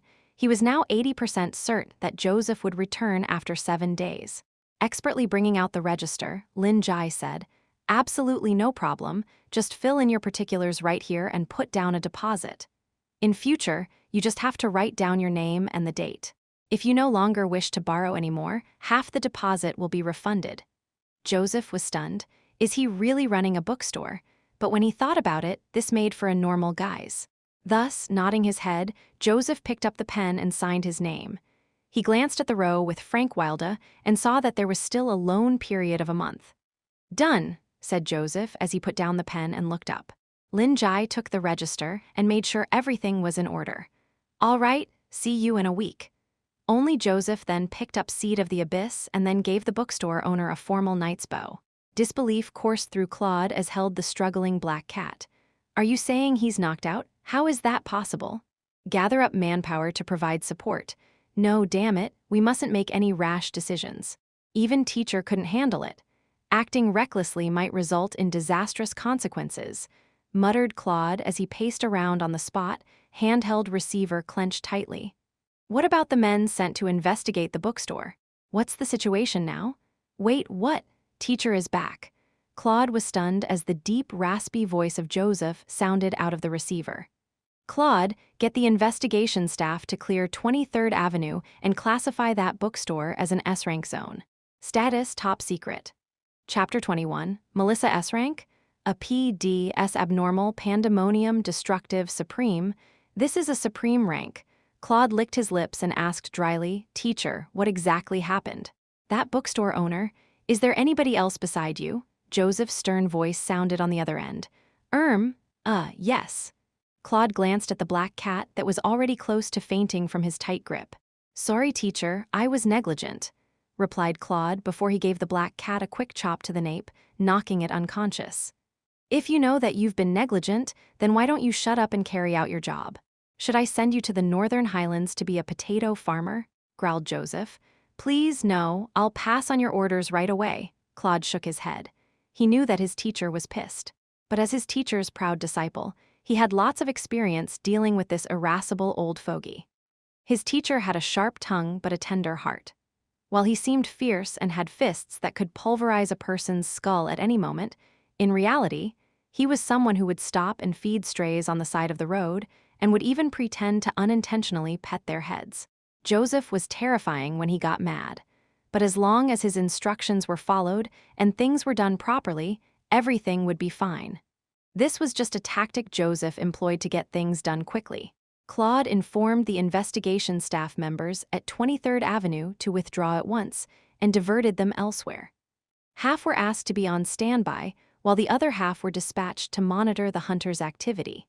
Following that, he contacted personnel in charge of the intelligence branch's archives. The most important job of Secret Right Tower's intelligence branch was keeping tabs on the various powers, and there were huge archives on each and every one of them. The list announced by the Truth Union each year required the referencing of Secret Right Tower's archives. Thus, each year, Secret Right Tower would get an exorbitant amount of money from the Truth Union as compensation. Generally speaking, in accordance with the regulations, establishing a new file required a thorough investigation by the higher levels and would take a longer time. But Joseph had originally been one of the 10 Great Radiant Knights. Now, amongst the 10 Great Radiant Knights, half of the current bunch were Joseph's juniors, and besides the 3 older ones, all the others would give him face. Therefore, after this information was expedited to the higher-ups, it was approved rather quickly. Teacher, the new S-rank file has already been established. You just have to fill in the details personally after you return, reported Claude. Bang! The door was slammed open roughly. Claude turned around and saw the robust, white-haired old man in a suit striding in. Good. Joseph threw his receiver onto the sofa and removed his coat before asking, "Who was beside you just now? Remember to use the forget sigil." Claude lifted the black cat up. An investigation staff member of our branch, Morrison Gregg of the Squad 4. He comes from an influential family of magicians and is especially talented at transformation technique. There's another thing that's slightly special. He's a fan of yours. Fan? Exclaimed Joseph with an odd look on his face. However, he quickly returned to his expressionless self before sitting down at his desk and turning on his computer. I've got fans everywhere. Claude replied. He is a member of 13 indomitable Sacred Flame fan clubs and spends roughly $300 million a year on fan activities, including last year's Turn Abraham Joseph's name on Truth Union's official list gold. I guess he counts as a diehard fan. Joseph stopped keying in the file's details and stared at the black cat in Claude's arms. He folded his arms and mulled for a moment. It was him who did that? Yes, teacher. Influential magician families are rich, don't you think so, Claude? Yes, teacher. Especially when it comes to spending money on such meaningless things. Why not just give that money straight to their idol? Consider it as a fee of up-close interaction. He would surely be delighted. Let's just recruit him as a knight apprentice on probation. Transfer him from the investigation department over to here. The heck? How can there be such a vile and greedy Radiant Knight who even wants to cheat a kid's money? Claude swore silently to himself, but he didn't show any of it on his face as he nodded. Got it, I'll arrange for it right away. Good, we can save the cost of wiping his memory as well, Joseph said as he continued to key in the details of his file. 113 S-rank zone, Norzen Upper City District 23rd Avenue 412, Bookstore. Danger status. Friendly, contact not advised. Confidentiality status. Top secret, follow-up investigation in progress. Report. Bookstore owner believed to have longevity, living in seclusion and operating this bookstore. Business includes loaning and selling of books.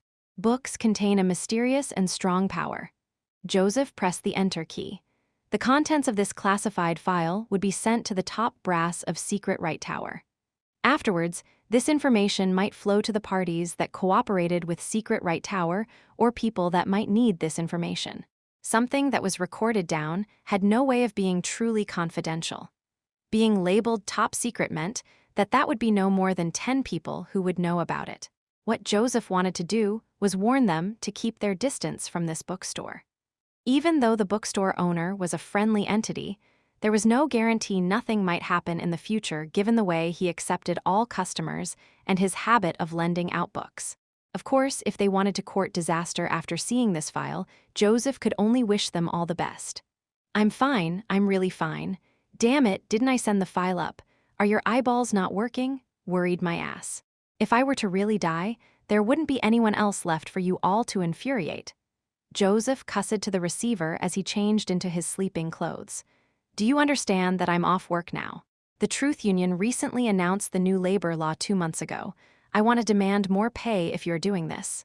"All right, I'm done talking. I've something to attend to, that will be all." Beep. Only Joseph turned off the receiver and exhaled. He picked up Seed of the Abyss and browsed through it slightly, able to verify that the demon sword's conveyed mood was now serene and cheerful. The fixed phone in the hall suddenly started ringing. "Bullshit, who is it this time?" Joseph massaged his temple, placed down the book, and strode out of the room. "Melissa, remember to drink your milk." A tall, slender lady with beautiful red curls stuck her head out from the adjacent room and said petulantly, "Got it, Dad. I'm not a kid anymore." Joseph's voice got more and more distant. "Really? My sweet daughter, having you drink milk isn't to make you grow taller. Very soon, you wouldn't be able to get married off anymore." Melissa pouted. As she turned her head, she noticed the book on the table. Since when did this musclehead learn to read books?" wondered Melissa as she picked it up out of curiosity. Chapter 22. Remember to drink your milk. Melissa was the daughter of the former Great Radiant Knight and current Intelligence Branch Section Chief, Joseph. She had inherited her mother's curly red hair.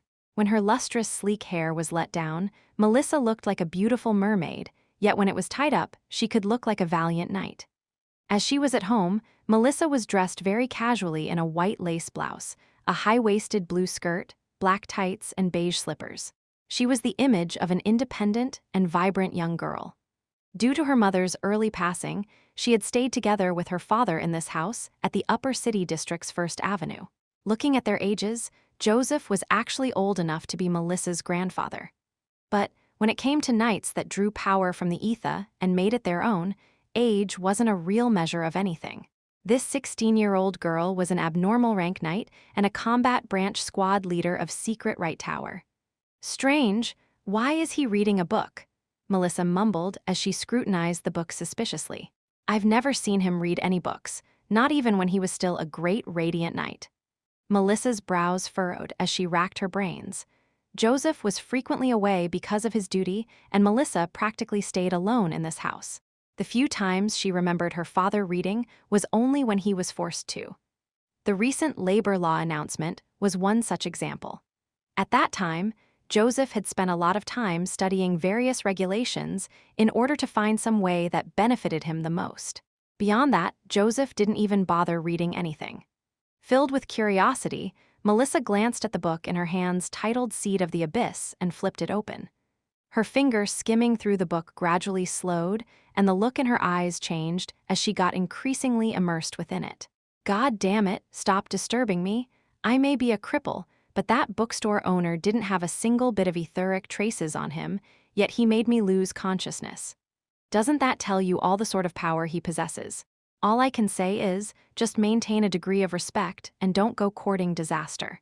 In any case, I won't be the one going to save your sorry asses." Joseph's voice got closer, and there was even the sound of a wall being kicked mixed in. Melissa looked up suddenly, freeing herself from that ancient and enthralling world that had drawn her in.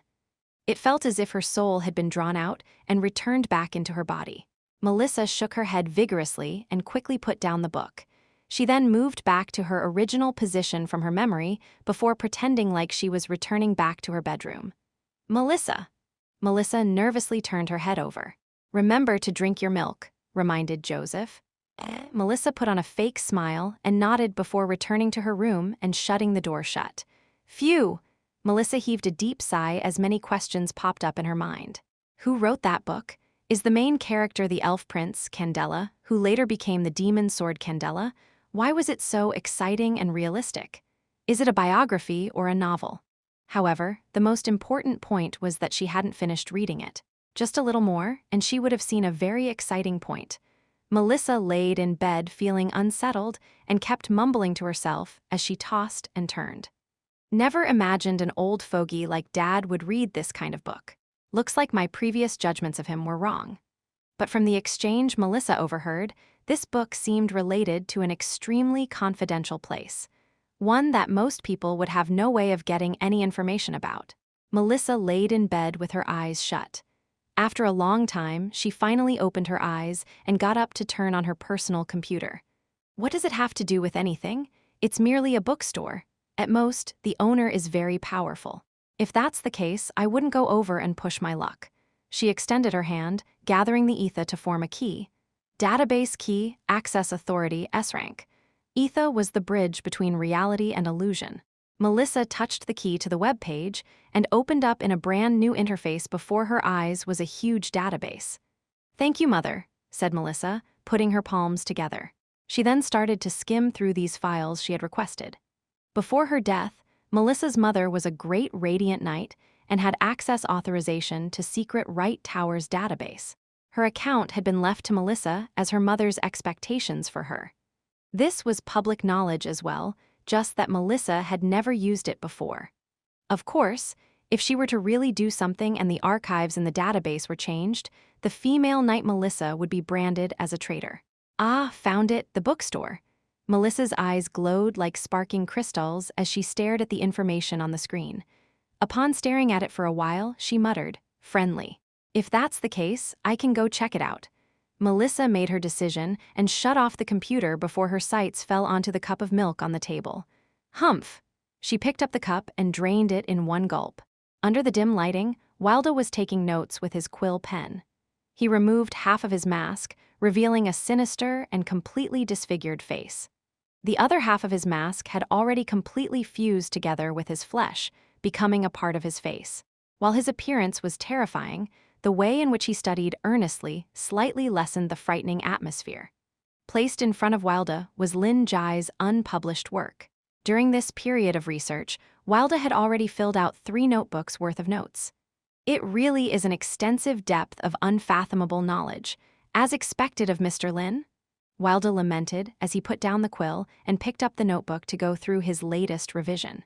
Through his study and research, he roughly understood the general idea of corpse-devouring sect, rites, and ceremonies. Only this book mainly recorded the faith known as the corpse-devouring sect, as well as the important rites and rituals they performed. It also included information of the materials needed to process, mix, and finally turn them into offerings. From Wilda's shallow summary, he could see that most of these materials were corpses, and the methods of processing included draining the blood, mincing, flaying, burning, and even ingestion of viscera. All of these were exceptionally cruel, and anyone reading it would tremble in fear. Even a black magician like Wilda found it a little hard to bear. But within this demented idea was a strangely compatible rationale. This book undoubtedly contained a tremendous sacrificial system. Specific dates and time with stringent procedures, each sacrifice had its own significance and embodied a part of this culture. If devil's language was the tip of the iceberg, then corpse-devouring sect, rites and ceremonies lets me finally see a tiny facet of this frightening lost culture. Wilda put on his mask once more and muttered with fascination, "This is just too enthralling. I've to thank Mr. Lin for everything. I've already prepared a gift that he will definitely like." Chapter 23, Where's the Circuit Breaker? The storm weather warning has been upgraded to red. Passage to Norzen's lower city districts has already been closed and traffic in Norzen's upper city districts has come to a standstill. Many industries have been hit hard, and there's been severe infrastructural damage. At present, the city's sewerage system is operating at full capacity and alleviating some ponding. However, according to expert estimates, this is merely an inadequate measure. If torrential rain continues on for another month, a third of Norzen might be submerged. Roll Resource Development Company proposed utilizing the lower city district to construct a more comprehensive sewerage network. This would be a huge project, thus the company would appeal to everyone and hope to gain the support of the authorities. Experts say that the main cause of this torrential rain comes from a cold air mass originating from the northern highlands. Lin Jie listened to the news broadcasts from his neighbor's television as he worked tirelessly to mop up the puddles on the floor. This torrential downpour had already gone on for close to an entire week. Just as the reports had mentioned, ponding on the roads was more than 30 centimeters high the previous day, when the situation was at its worst. To say that traffic had been completely paralyzed wasn't exactly true because paddle boats and other waterway means of transport could still be used. After waking up in the morning and coming downstairs, Lin Jie saw that some water had seeped through the crack at the bottom of the door, carrying leaves, branches, and other such debris into the bookstore. Fortunately, the situation wasn't that severe. The water level outside hadn't continued to rise due to the drainage system, just that some drifting plastic bags had caught on the door, causing water to flow in. Splish splash. Lin Jie squeezed the last of the accumulated water out of the door and stretched his back. It's finally done, how tiring. He placed the mop aside and admired the sparkly clean floor. I wonder if that little cat found its way home. Roaming around outside in such horrible weather is rather dangerous, mused Lin Jie as he thought about the black cat that had run away from his door on the day of Joseph's visit.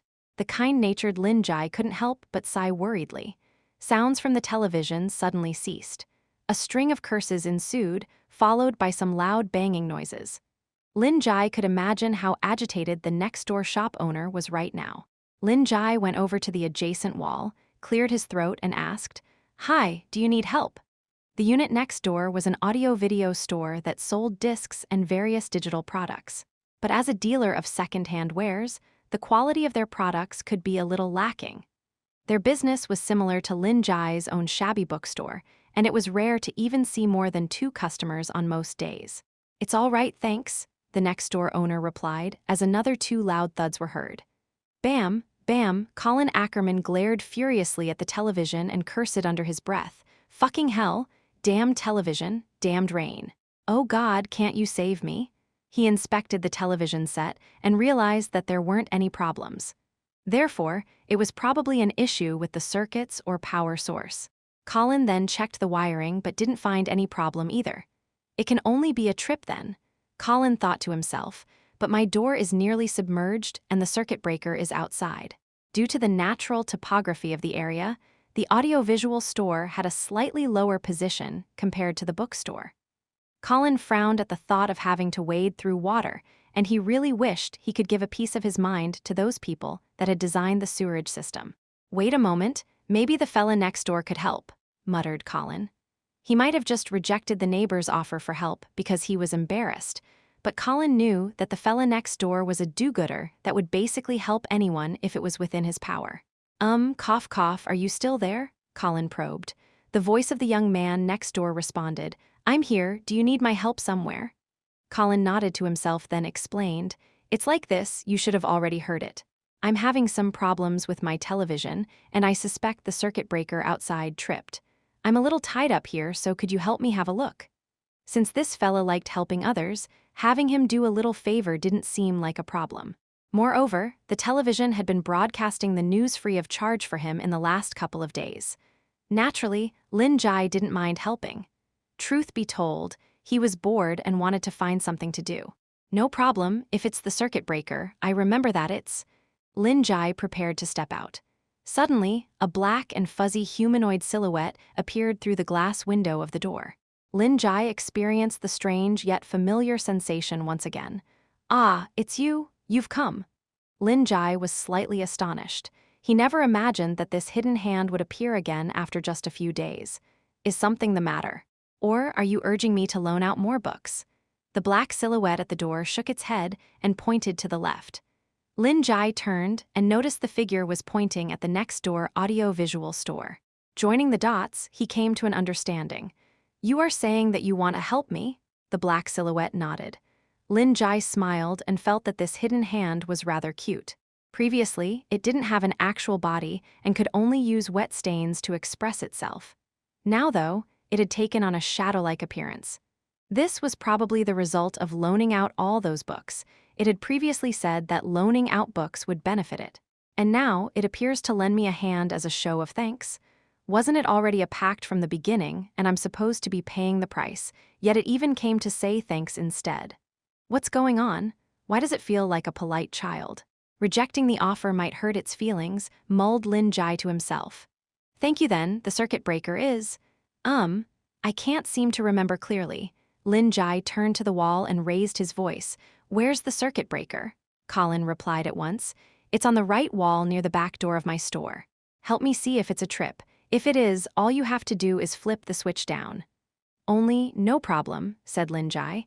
At this moment, Colin saw his television crackle and light up. The news broadcast was already over and a commercial was airing. It's working, thank you very much. You're welcome.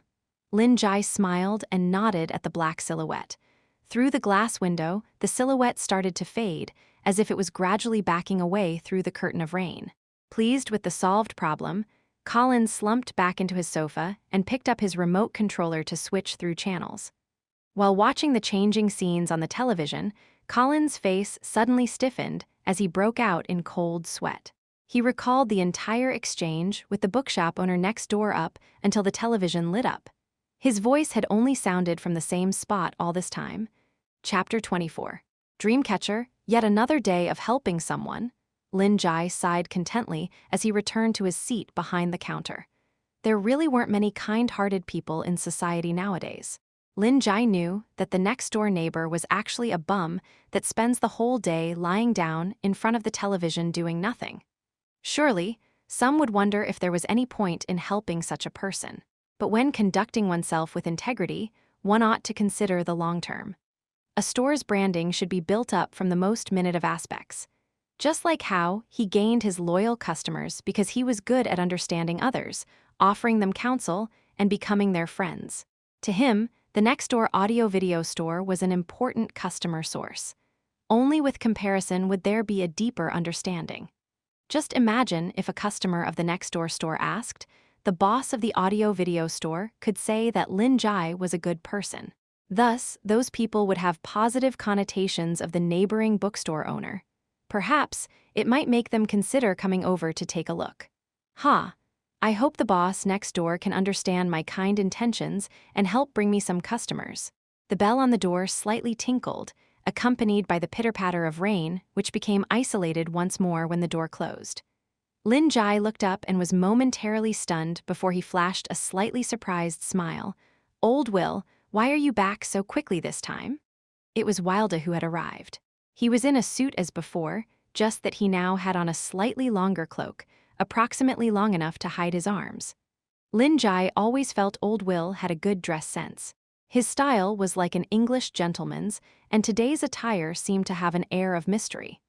Wilda removed his hat and did a half bow before heading to the seat in front of the counter.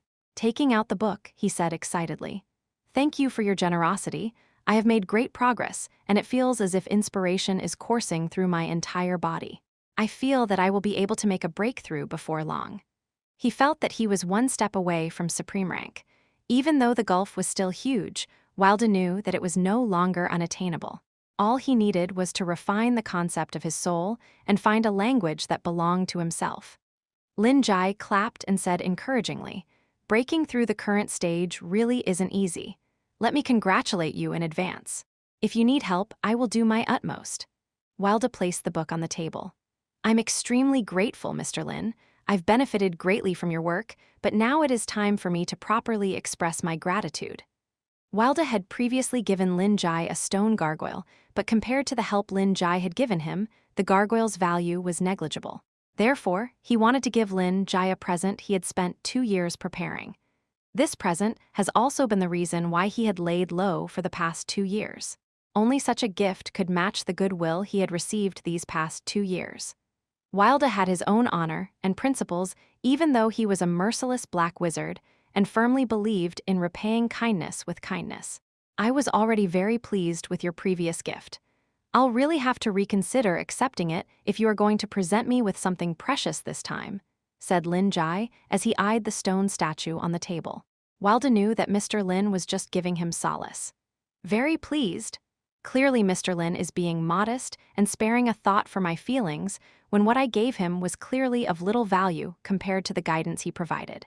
Mr. Lin is truly a great person indeed. You don't have to hesitate. Truth be told, it has little usable value for me, but perhaps it could be of greater use to you, Wilda insisted. I would be really saddened if you don't accept it. Since Wilda had put it this way, Lin Jie couldn't decline. We've talked so much, but I still don't know what it is you prepared. How about letting me see it first? Wilda took a deep breath and carefully took out an ornament that looked like a wind chime from inside his cloak. It had a circular frame created out of twigs with pearls embedded between the interweaving strings, forming a beautiful and complicated net. Right in the middle was a small hole with an azure blue gemstone as its only adornment. Beneath the frame hung a few soft feathers. A dream catcher? Lin Jie raised an eyebrow. He never imagined that this would be Old Will's gift. As a doctoral student in folklore studies, Lin Jie's research wasn't just on native customs. Often, he would have to study and refer from various sources, and thus he learned a little about the folklore and customs of other countries. In Native American culture, dream catchers were considered a sacred item or charm. Native Americans believed that the night air was full of dreams, and only a dream catcher could filter out the nightmares and capture sweet dreams. Only good dreams could pass the hole in the center and flow downwards along the feathers, whereas bad dreams would be caught in the net and fade away when the sun rose. There were some legends saying that the pearls on a dream catcher were the energy and wisdom captured during sleep and could strengthen one's communication with the spiritual world. In short, it was a blessing full of mystery and mysticism. Lin Jie hadn't imagined that such items would exist in this world. You are really knowledgeable indeed, Wilda sighed with admiration as he raised the dream catcher in his hand up. It's a dream catcher. He wasn't surprised that Lin Jie recognized it because dream catchers were tools of sorcery. Although not commonly seen, they weren't that rare either, at least in the eyes of a destructive rank black magician. Furthermore, the greatest value of a dream catcher didn't come from itself, but rather from the dream within the net. This was also the first time Lin Jie had seen an authentic handmade dream catcher. Dream catchers in shops were mostly gaudy mass-produced ornaments that had little to no artistic value, whereas the one held by Wilda was clearly hand-woven. Only moreover, the recent torrential weather made it stifling inside the bookstore, and Lin Jie hadn't been sleeping well. Old Will is being really thoughtful here. It's not the gift but the thought that counts. That's what true friendship is. Lin Jie was rather touched. He stood up, took the dream catcher from Old Will and sighed with satisfaction. It's just what I need. Thank you, Old Will. Wilda felt a great weight was lifted from his mind. It's my honor for this to be of use to you, said Wilda with a smile. An incomparably beautiful dream was caught in this dream catcher's net, but at the same time, a terrifying danger existed within it. One without a supreme rank's level mental strength couldn't enter the dream, and if they did, their soul might be pulverized instantly. However, for a high-level existence, the dream would bring about rare enjoyment and pleasure. May you have sweet dreams.